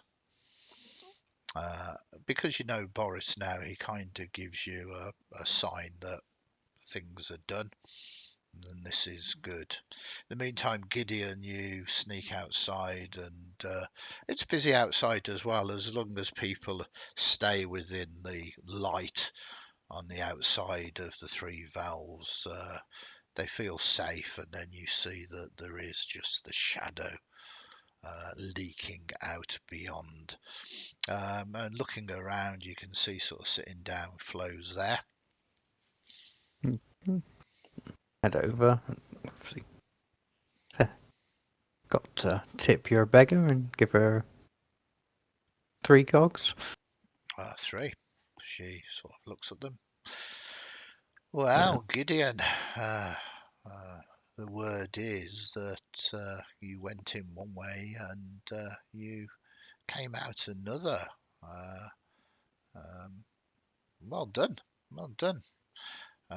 Still don't know the details though. There seems to be a big blank about what happened when you went in there. I'm quite happy to put together a report if you and Uncle Pockets would be interested in such a thing. Oh, we're always interested. Right. I'm about to head out on another job, but when I get back, I will queue out again and tell you exactly what happened. Excellent, excellent. I guess you haven't just popped out to and give me a few coins for the goodness of your heart. What is it that you're after? Usually, when I'm doing it from the goodness of my heart, they're not cogs. That gets expensive very quickly. After some information on the Professor Harold and the It's Harold Klugstein. yes, Professor Klugstein and She scratches her head and she says there was something. He was a prominent horologist. Um, supposedly some of the clockwork devices he was working on seemed to malfunction. It was all across the pinch press. He got the full blame for it. Whether it was him or the horologists that messed up, difficult to say. It was a grey area, and whilst it was quite a high profile court case, someone or some group protected him. He didn't end up going to Nightgate prison, but his career was ruined, and supposedly now he does jobs here, there, and everywhere to earn money, and quite possibly is tinkering on his own sort of creations. It's about as much as I know, really. For a bit of information is he's asked us to take him to the junkyard to procure some items. He hasn't specified what, but that's where we're going to be heading. Right, well, it has a bad reputation. I mean, you're probably aware of this, um, Trash Town, as they call it, the outskirts of it, a small area of the squalor known as the Tarp. It's not squalor, sorry, the slick side. It's the worst of the worst, though. Junk Town, as it was like an official junkyard about 50 odd years ago of the smoke, but during the Guild Wars, control was lost. It was the dredgers that was uh, keeping control of it, seeing what is going in, auditing it, looking after it. For the last 50 years, it has just literally been a dumping place for the mercantile houses and anybody else. It has grown substantially and is a tangle of twisted metal, strange contraptions, and God knows what else has been dumped there. Um, we've heard that there are things that move around there, so you take care. Always do. Is there anything you'd be interesting in procuring, or rumours of might be there worth verifying? Well, with the beggars, find some information out about it, and yeah, we'll be interested. In terms of items, no. I mean, one would presume that what has been dumped there is worthless. But sometimes people like to bury their dark secrets in places like that. Who knows what bodies or other information has been discarded there, hopefully lost. I don't know. I mean, maybe, maybe not. I have no idea what this Professor Klugstein could be after. But if I do remember rightly, his contraptions that went awry, I think they were trashed there. See. And he was with the horologist, not one of the mercantile houses. No, he was a high member. I mean, the horologists, they manufacture timepieces, obviously, but their skill in manufacturing timepieces has led them to all sorts of clockwork fishery, if that indeed is a word. Do you know anything more about what the devices that went berserk and killed people were? How they were taken down, or anything like All that? of that was kept mighty hush hush. This is what was strange about the case. It was almost as if the horologists and everybody else did not wish it to become sort of common knowledge. I am aware that Titus Pinch took quite a delight trying to uncover the mystery in his rags, but to no avail. As I say, I could push this up the line. Maybe Uncle Pockets knows a little more, but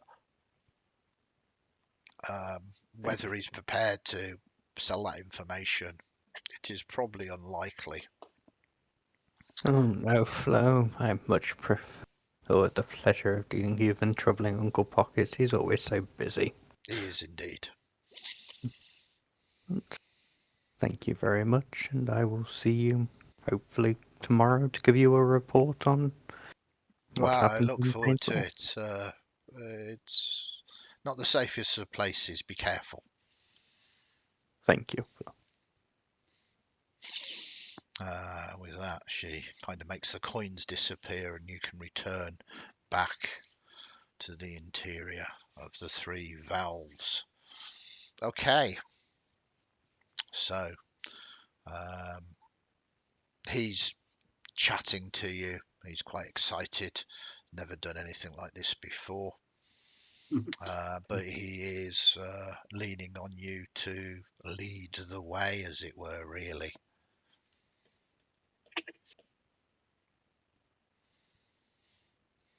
I guess as we start wandering in that sort of direction, I'll trying to pull off people to one side to relay the information I've found out. You could easily do this, so there's no need unless there's any extra your thoughts upon it, or you want to get their thoughts upon it.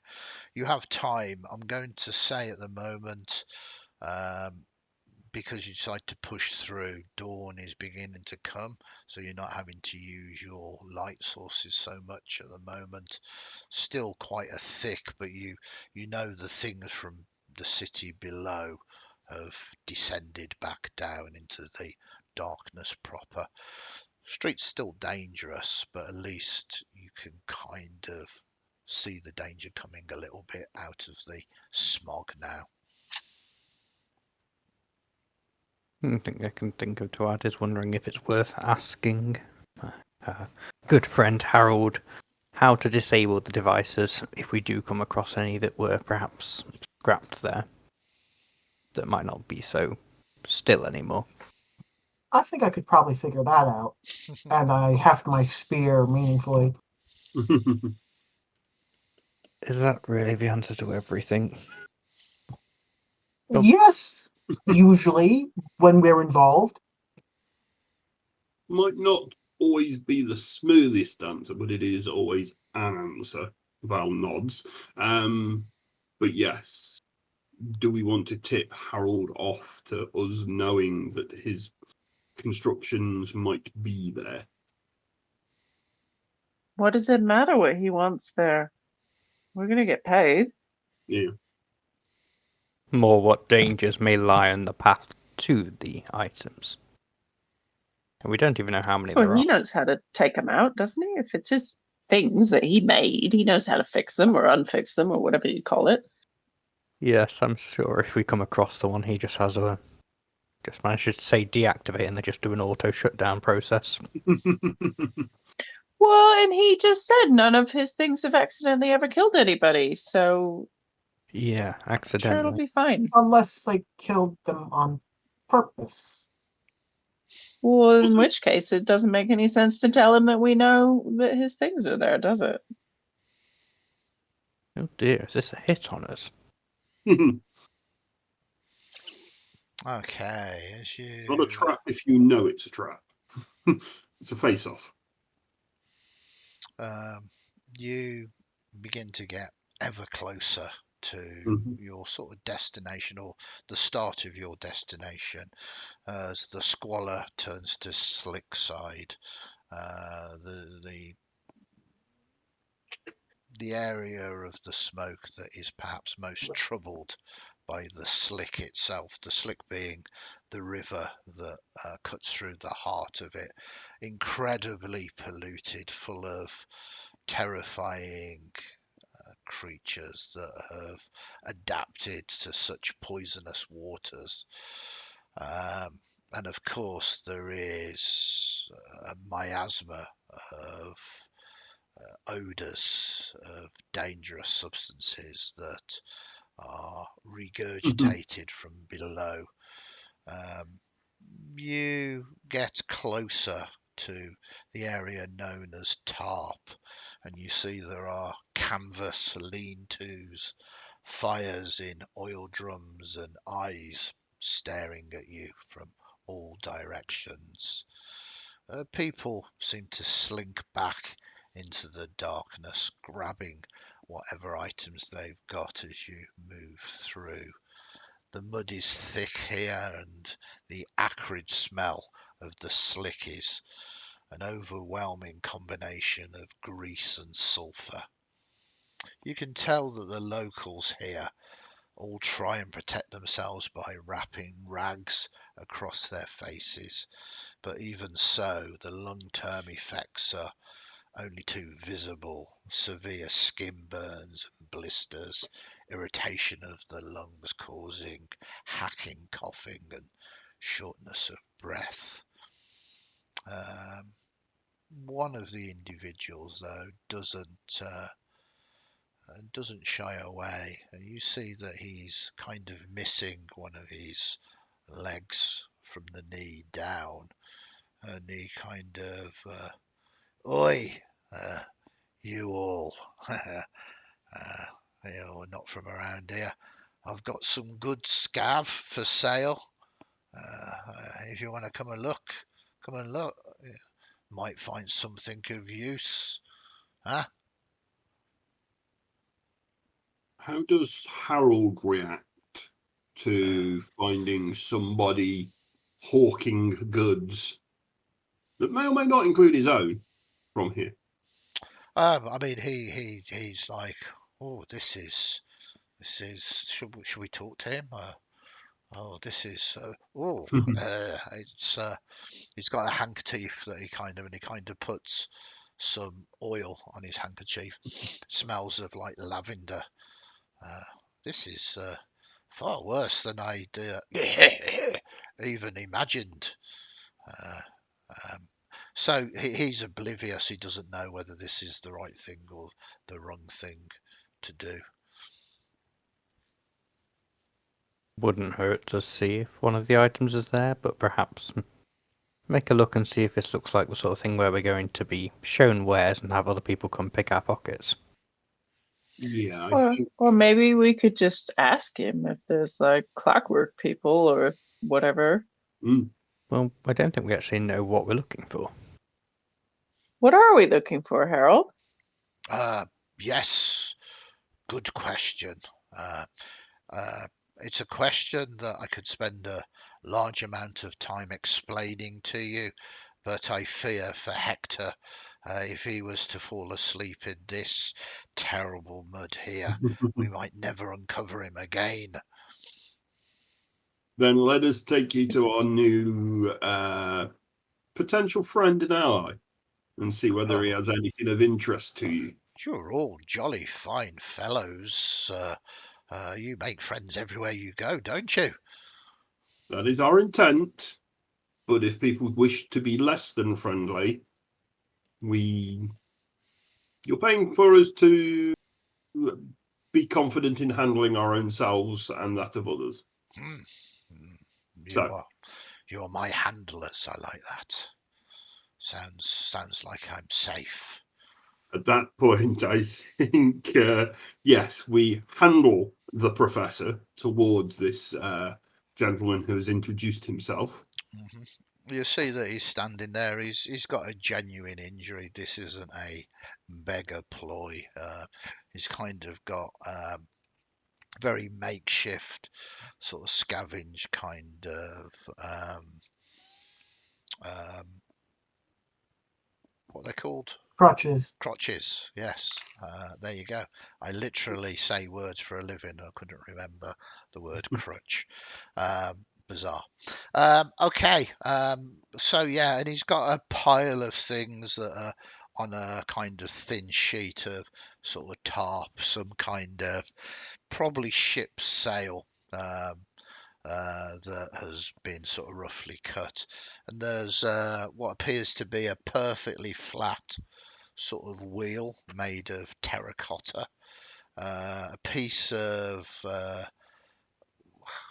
kind of looks like paper currency, like the way that you've seen promissory notes and the like, that are used in the gear vaults. Not everybody uses coins for huge sums of money, but you don't recognize.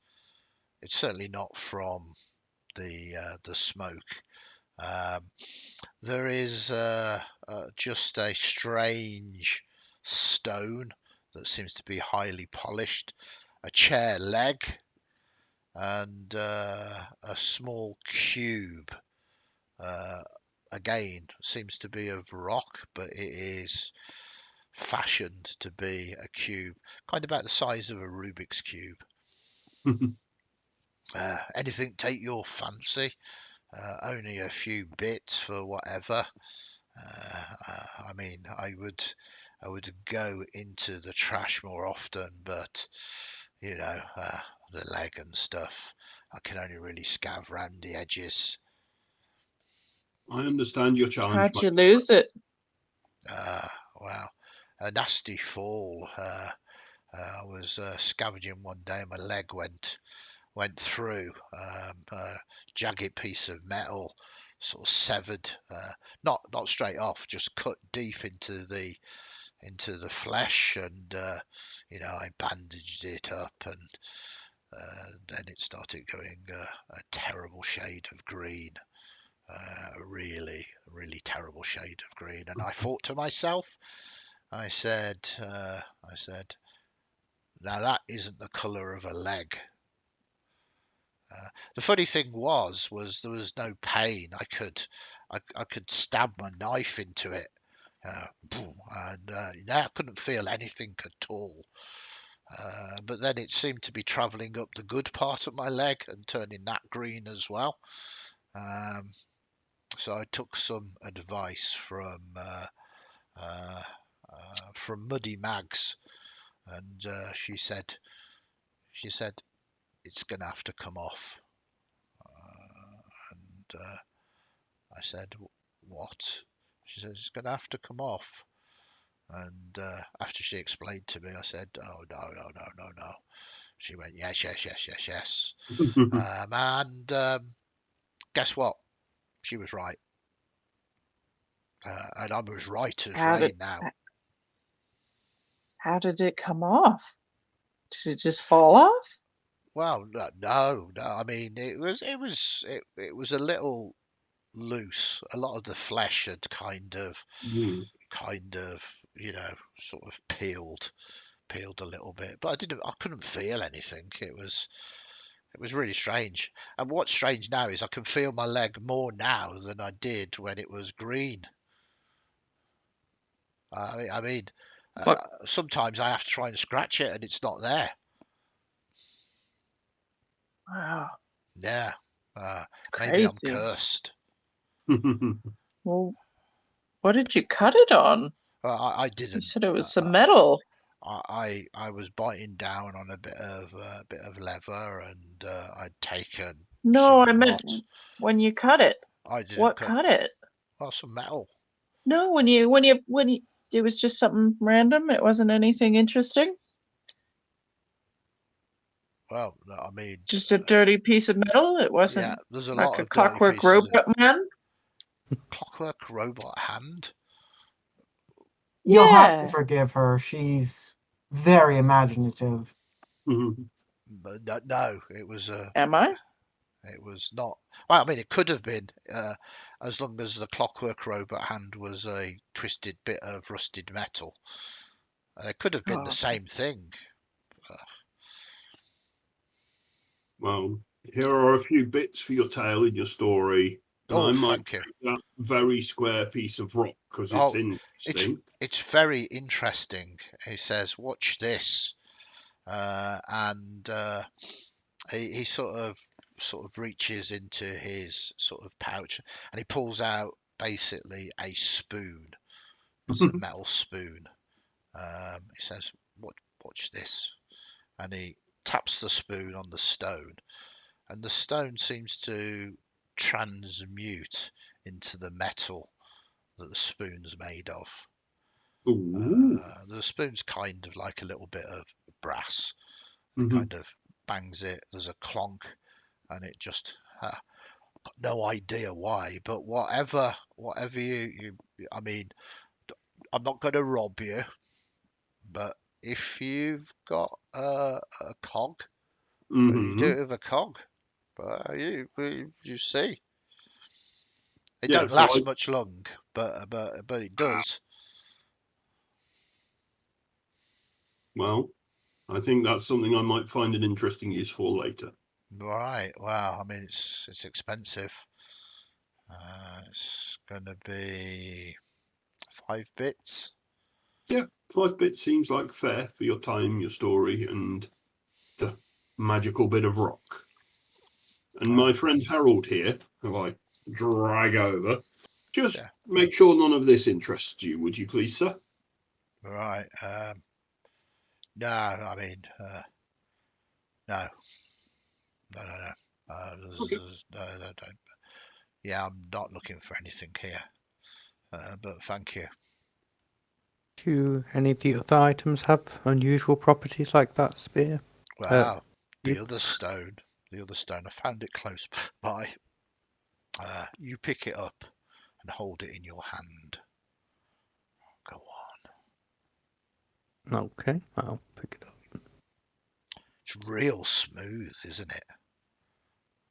It is. Yeah. You know what? I think I'll take But it. it's How much? I'll do that for a couple of bits for you. Definitely. So How this way. about you, Mr. Speary? I don't know your name, but you've got a big spear. I've got a chair Hector, leg. Have you got any legless chairs? no. Hector does not look like he's falling asleep. Hector looks very alert Yeah. and is watching the rest of the area. Yeah, it's pretty much the same as I described. This isn't a trap. Mhm. This is someone just trying to make a living. You're being watched, from underneath many of these lean-tos and the like. But with your new chainmail and your spear, yeah, these, even if they wanted to mean you some harm, they wouldn't fight you openly. With you being alert, it's definitely a warning sign to wait till you are not alert. Hector also, I think, I reflect on, it's a hard life being a working level potter, not one of these fancy upper level Yeah. artists. But he's still better off than these people. And he reflects on, like, they must have it really rough to be living like this. Hmm. And it makes me angry. But he's going to hit something later, and that might make it better. Perfect. Yeah. No, and there is beyond extreme poverty here. I mean, living here is a death sentence. There's no one that looks particularly old here. Um, the old will perish in this toxic environment. So with this scavenger says, "Well, be safe, yes, and if you can't be safe, be lucky, Mhm. and if you can't be lucky, well, I guess you'll be dead."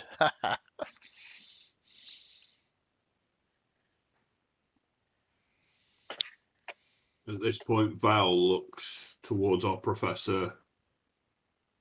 Perhaps we need to travel further, deeper into the environment. Oh yeah, I mean this is from what I know, this is Tarp. It's quite a large sort of shanty town.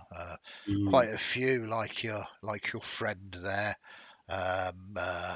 They kind of make their living by venturing into the trash and pulling out whatever they can get. Yeah, we've got to make a way through here. And then probably deep. Probably deep. I can't imagine it being on the outskirts. I guess if we are done here, shall we carry on moving forward? Yeah. Yeah. Okay. So he kind of waits and he sort of stands in the middle. You notice he doesn't appear to be afraid of these people, but he appears to be almost kind of oblivious about them. More than that. And you don't get the impression, and again, this is Shadowdark, so there's no need for wisdom checks to check his motivations. He seems to be fixated on trying to find whatever he wants to get from here and then getting out. He doesn't seem to have an ulterior motive in the slightest, and it's certainly not a front he's putting on. What you see is what you're getting. A little further down, let us see what happens next. Interesting. So, 2. yeah, this isn't for random encounters, it's for actual encounters. There is an encounter table for Tarp. So, as you make your way throughout this shanty town, you see that there seems to be a little bit of an altercation going on between a few scavs. That they haven't got gang colours or anything so elaborate, but it looks like a couple of scavs have found an item, and then there's 3 more scavs that are arguing that they're going to take it off them, really, and there's this altercation. It probably happens here all of the time, and the item certainly isn't anything that Professor Klugstein is interested in, so there's no reason why you should get involved. That said, you see this scene sort of playing out in front of you. You can mosey on by should you wish to. It looks like it's probably going to end up with people trying to shiv each other. It's the temperature's rising.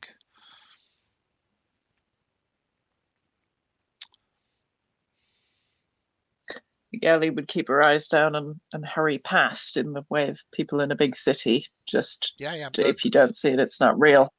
Don't get involved. That is fine. So you push on forward and towards the end of Tarp, you basically begin to see rising above is like this wall of twisted metal. You've never seen so much junk and trash in your life. It's towers of it, maybe 10, 15 foot high, and it's kind of forming almost a wall, as if this was like the foundations of everything that is within it. You can try and clamber up and over, or you can try and move along the periphery to try and find some kind of way through it. Also, what is quite interesting from the location that you're in, you can see that it does indeed, this will spill down and into the slick as well, almost as if it's, it's from the river upward. So it's up to you whether you want to try and clamber over it or try and find a way through into the interior. Might be wise with our perhaps non-adventuring professor friend and what we learnt about somebody falling into rusted metal and the potential. Nobody wants another green leg, do we? We find a way through rather than over this obstacle, is Val's thinking. Agreed. So Okay. maybe we investigate the wall before us a good distance in each direction to see if there is an opportunity to pass through it. Yeah, well, I mean, obviously these scavengers get in somehow, so Mm. either through it or over it, difficult to tell. What is interesting as you begin to examine the wall, as Val said, are two thieves, not rogues, because you are totally correct there. You notice something unusual about it. You notice that this wall has been built not to keep whatever's inside it from coming into the smoke, but the other way around, as if there are things in there that have built it to stop individuals going into it. Mhm. It's just the way that the So twisted all this, metal is, it kind of points outward rather than the other way around. I think if we can get in, it'll be a lot easier to get out. Always good, because that's the one you're going to have to do in a hurry.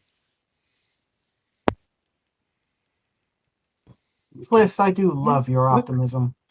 And your realism is appropriate. So yeah, Well, he says, I wasn't expecting. It's very big, isn't it? Do you think it's going to smell any better in there? how No. it only gets worse from here, my friend, I'm sure. If The only two, I could have trusted you to find this thing for me, but it requires a powerful noggin to know what to look for. oh, so our intent Hector's to keep known to that have noggin intact. Hector's Sorry, noggin's known to be exceptionally hard and big. Right, onward then, I guess. If we can't go over it and we can't go under it, I guess we're going to have to go round it. Yep. Through it, round it, keep our feet on the floor as much as possible. So you begin to sort of make your way round. It doesn't take much with the skills that you've got, particularly Ellie and Gideon, because there's no obvious door, there's no obvious gap, uh, but there are what you would consider to be sort of almost crawl spaces, kind of almost disguised little ways through that you can get through relatively easily. But they're built with a degree of skill, with a degree of cunning that the common eye would look at it and not even try to do that. Um, you don't think this has been just thrown together willy-nilly. It has been constructed with a degree of talent. Are these things that a normal humanoid would be able to lift, or are they big and heavy? A combination, to be perfectly. I mean, in some cases, it would probably require two, maybe even three normal men and women to Mm-hmm. move it. In other cases, a single Mm-hmm. person could. But this thing has been built over time as well, and has probably been constantly added to. Um, but it's quite subtle. But you picked up, both yourself and Gideon, that yeah, it's very much trying to dissuade people from coming in, as opposed to just being a wall. I think Ellie would lean over to Gideon and say, "There must be something really good in here for them to go to all this effort." It certainly looks that way, but let's try not to get into too much trouble. Yeah, what am I saying? Let's grab it all. Yeah. You also get the impression from just seeing this large wall and moving it around its perimeter that this isn't a small junkyard. This is quite a large expanse leading from the slick for perhaps even quarter of a mile. So it's a large area that has been dumped over many years. It fell in disrepute over 50 years ago. You can also see that there are a number of roads that carts would have travelled through Slickside to offload, and you can actually see now that there are a few carts already here this time of the morning, kind of just dumping stuff, and they're kind of just piling it up against the wall. That they're not trying to get in to dump it, and the whole thing is just growing organically. So you could question these people. It's not really fly tipping because they're dumping it at the dump. Or you could just go through the wall now and see what you can find. Not sure they'll have much in the way of information for us if they're just stacking it on the outside. Yeah. Especially for things we want going to be more towards the centre. Personally, I guess, point out a nice crawl space and suggest we go through that way. Professor Klugstein, oh my, does this mean I have to get on my hands and knees? You did want to come with us to a junkyard, you are going to have to get on your hands and knees searching. It'd be dirty. But You're not surely having you'd a do this. jolly jape with me, are you? This is the only way through. Well, we can spend the rest of the day and risk being out here all night going around the entire junkyard. Good Or I point. could try and use my grappling hook to take us up and over, but you'd have to climb and then you might fall. Then you might cut your leg, and then you might have to cut your leg off. No, I mean that does not. I'm going to crawl, I think. Yes. Who wants Easier to go? with 2 legs. Who's going to go in front? I'm going to stay firmly in the middle, if that's okay. I think either me or Ellie should perhaps go front in case these core spaces are trapped by particular gangs not wanting anybody going in through their way. Well, you found this one, Gideon. Why don't you go? Okay, I'll pop in. Okay. And that sharp mind of yours saves you as only a few hands and knees in, you do notice there is indeed a rather simple but very effective trap. If you'd put a certain amount of weight as you crawled through onto this trigger mechanism, it would cause a collapse down upon you, quite possibly meaning instant death. Nasty. It's difficult to tell whether this was done by people trying to come in or people trying to come out. Your suspicion is exactly that. Scavengers have done this trying to get in rather than it being trapped. You think whatever is in there would have just blocked the hole up rather than doing this from the way they've constructed this wall so far. So would you like to try and you've seen it now, so you can avoid the trap and you can tell everybody else you can all simply avoid it. If you do want to try and disable the triggering mechanism, you are going to have to make a roll for it. A failure will trigger the trap. I'll call it out and ask if people want me to try and disable it.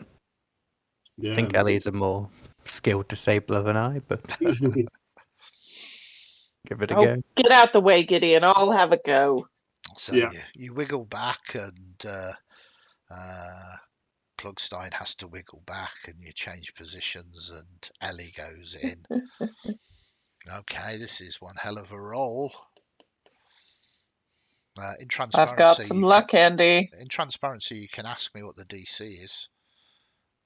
What's the DC, Andy? Do you really want to know? 12. No. DC It's a is, dex roll, yeah? yeah, this is a Oh, me quite. dexterity check. It's 13 or higher. It's not Um, particularly challenging. 18, no problem to you whatsoever. 22. 22. Yeah. Very skillfully, you disable this trigger. The whole thing is going to be stable without that. And you all make your way through as you emerge in this tangled mess of metal and scrap. You also begin to notice that there's a lot of gantries and tangled masses above you, 10, 15 feet high, and that is causing a lack of light coming in. So you might need to light a torch if you want to be certain of not missing any details.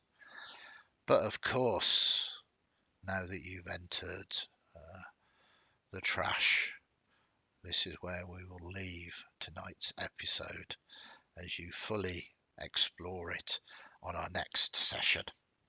Thank you very much, No. everybody. Yep. A little Woo! bit of a cliffhanger. Well done for A, spotting the trap, and B, disabling it.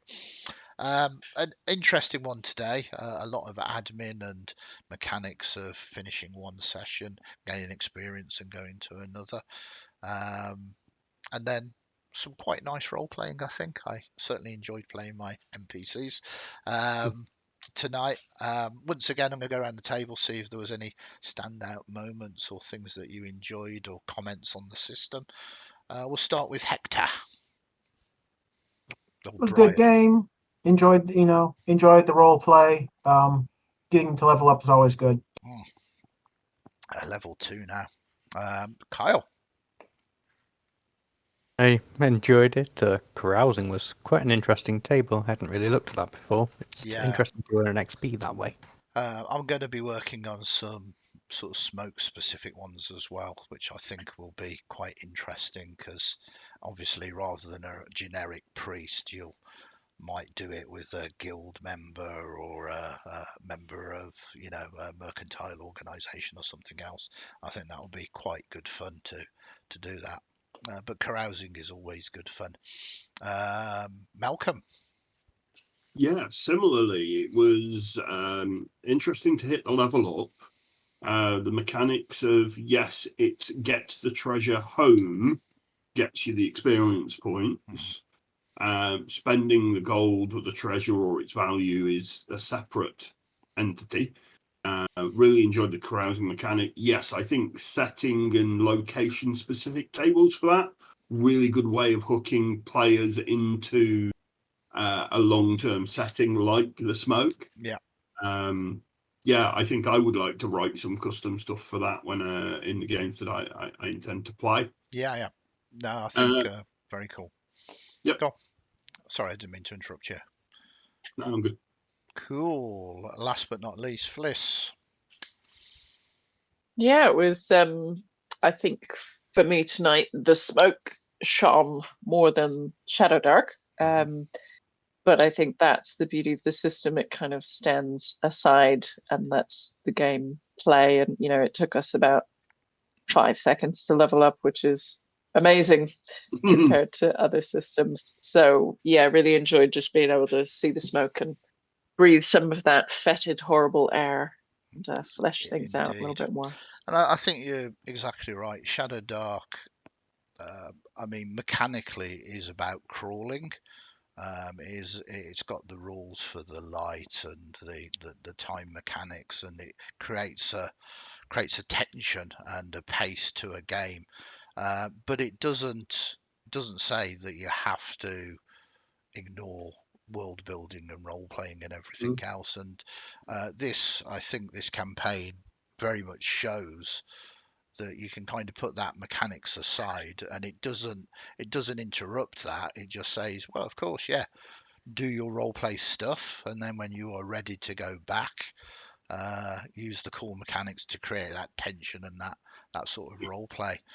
And for anybody that's watching who kind of is undecided about Shadowdark because they think it's a dungeon crawling thing, but they want role playing, I think it's shown tonight that you can role Yeah. play with the mechanics, you know, as you can do with any game realistically.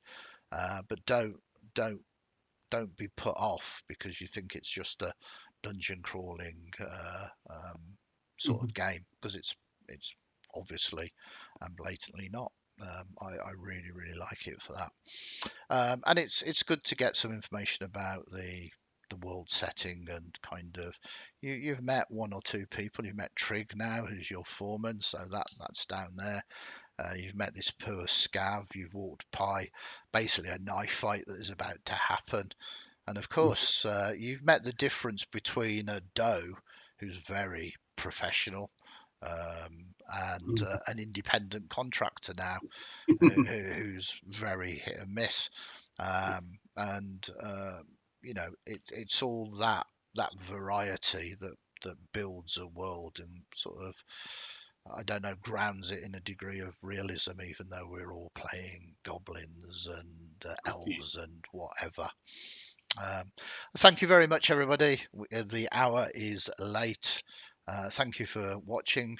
Let us know any comments, whether you've liked the role playing, whether you prefer just it to be dungeon crawling.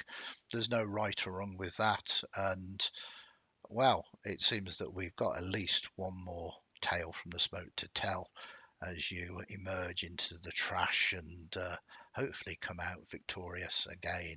But for now, thank you very much for watching. Thank you very much for playing. We will see you all hopefully in 2 weeks' time. Take care. Goodbye Yeah. for now. Bye for now.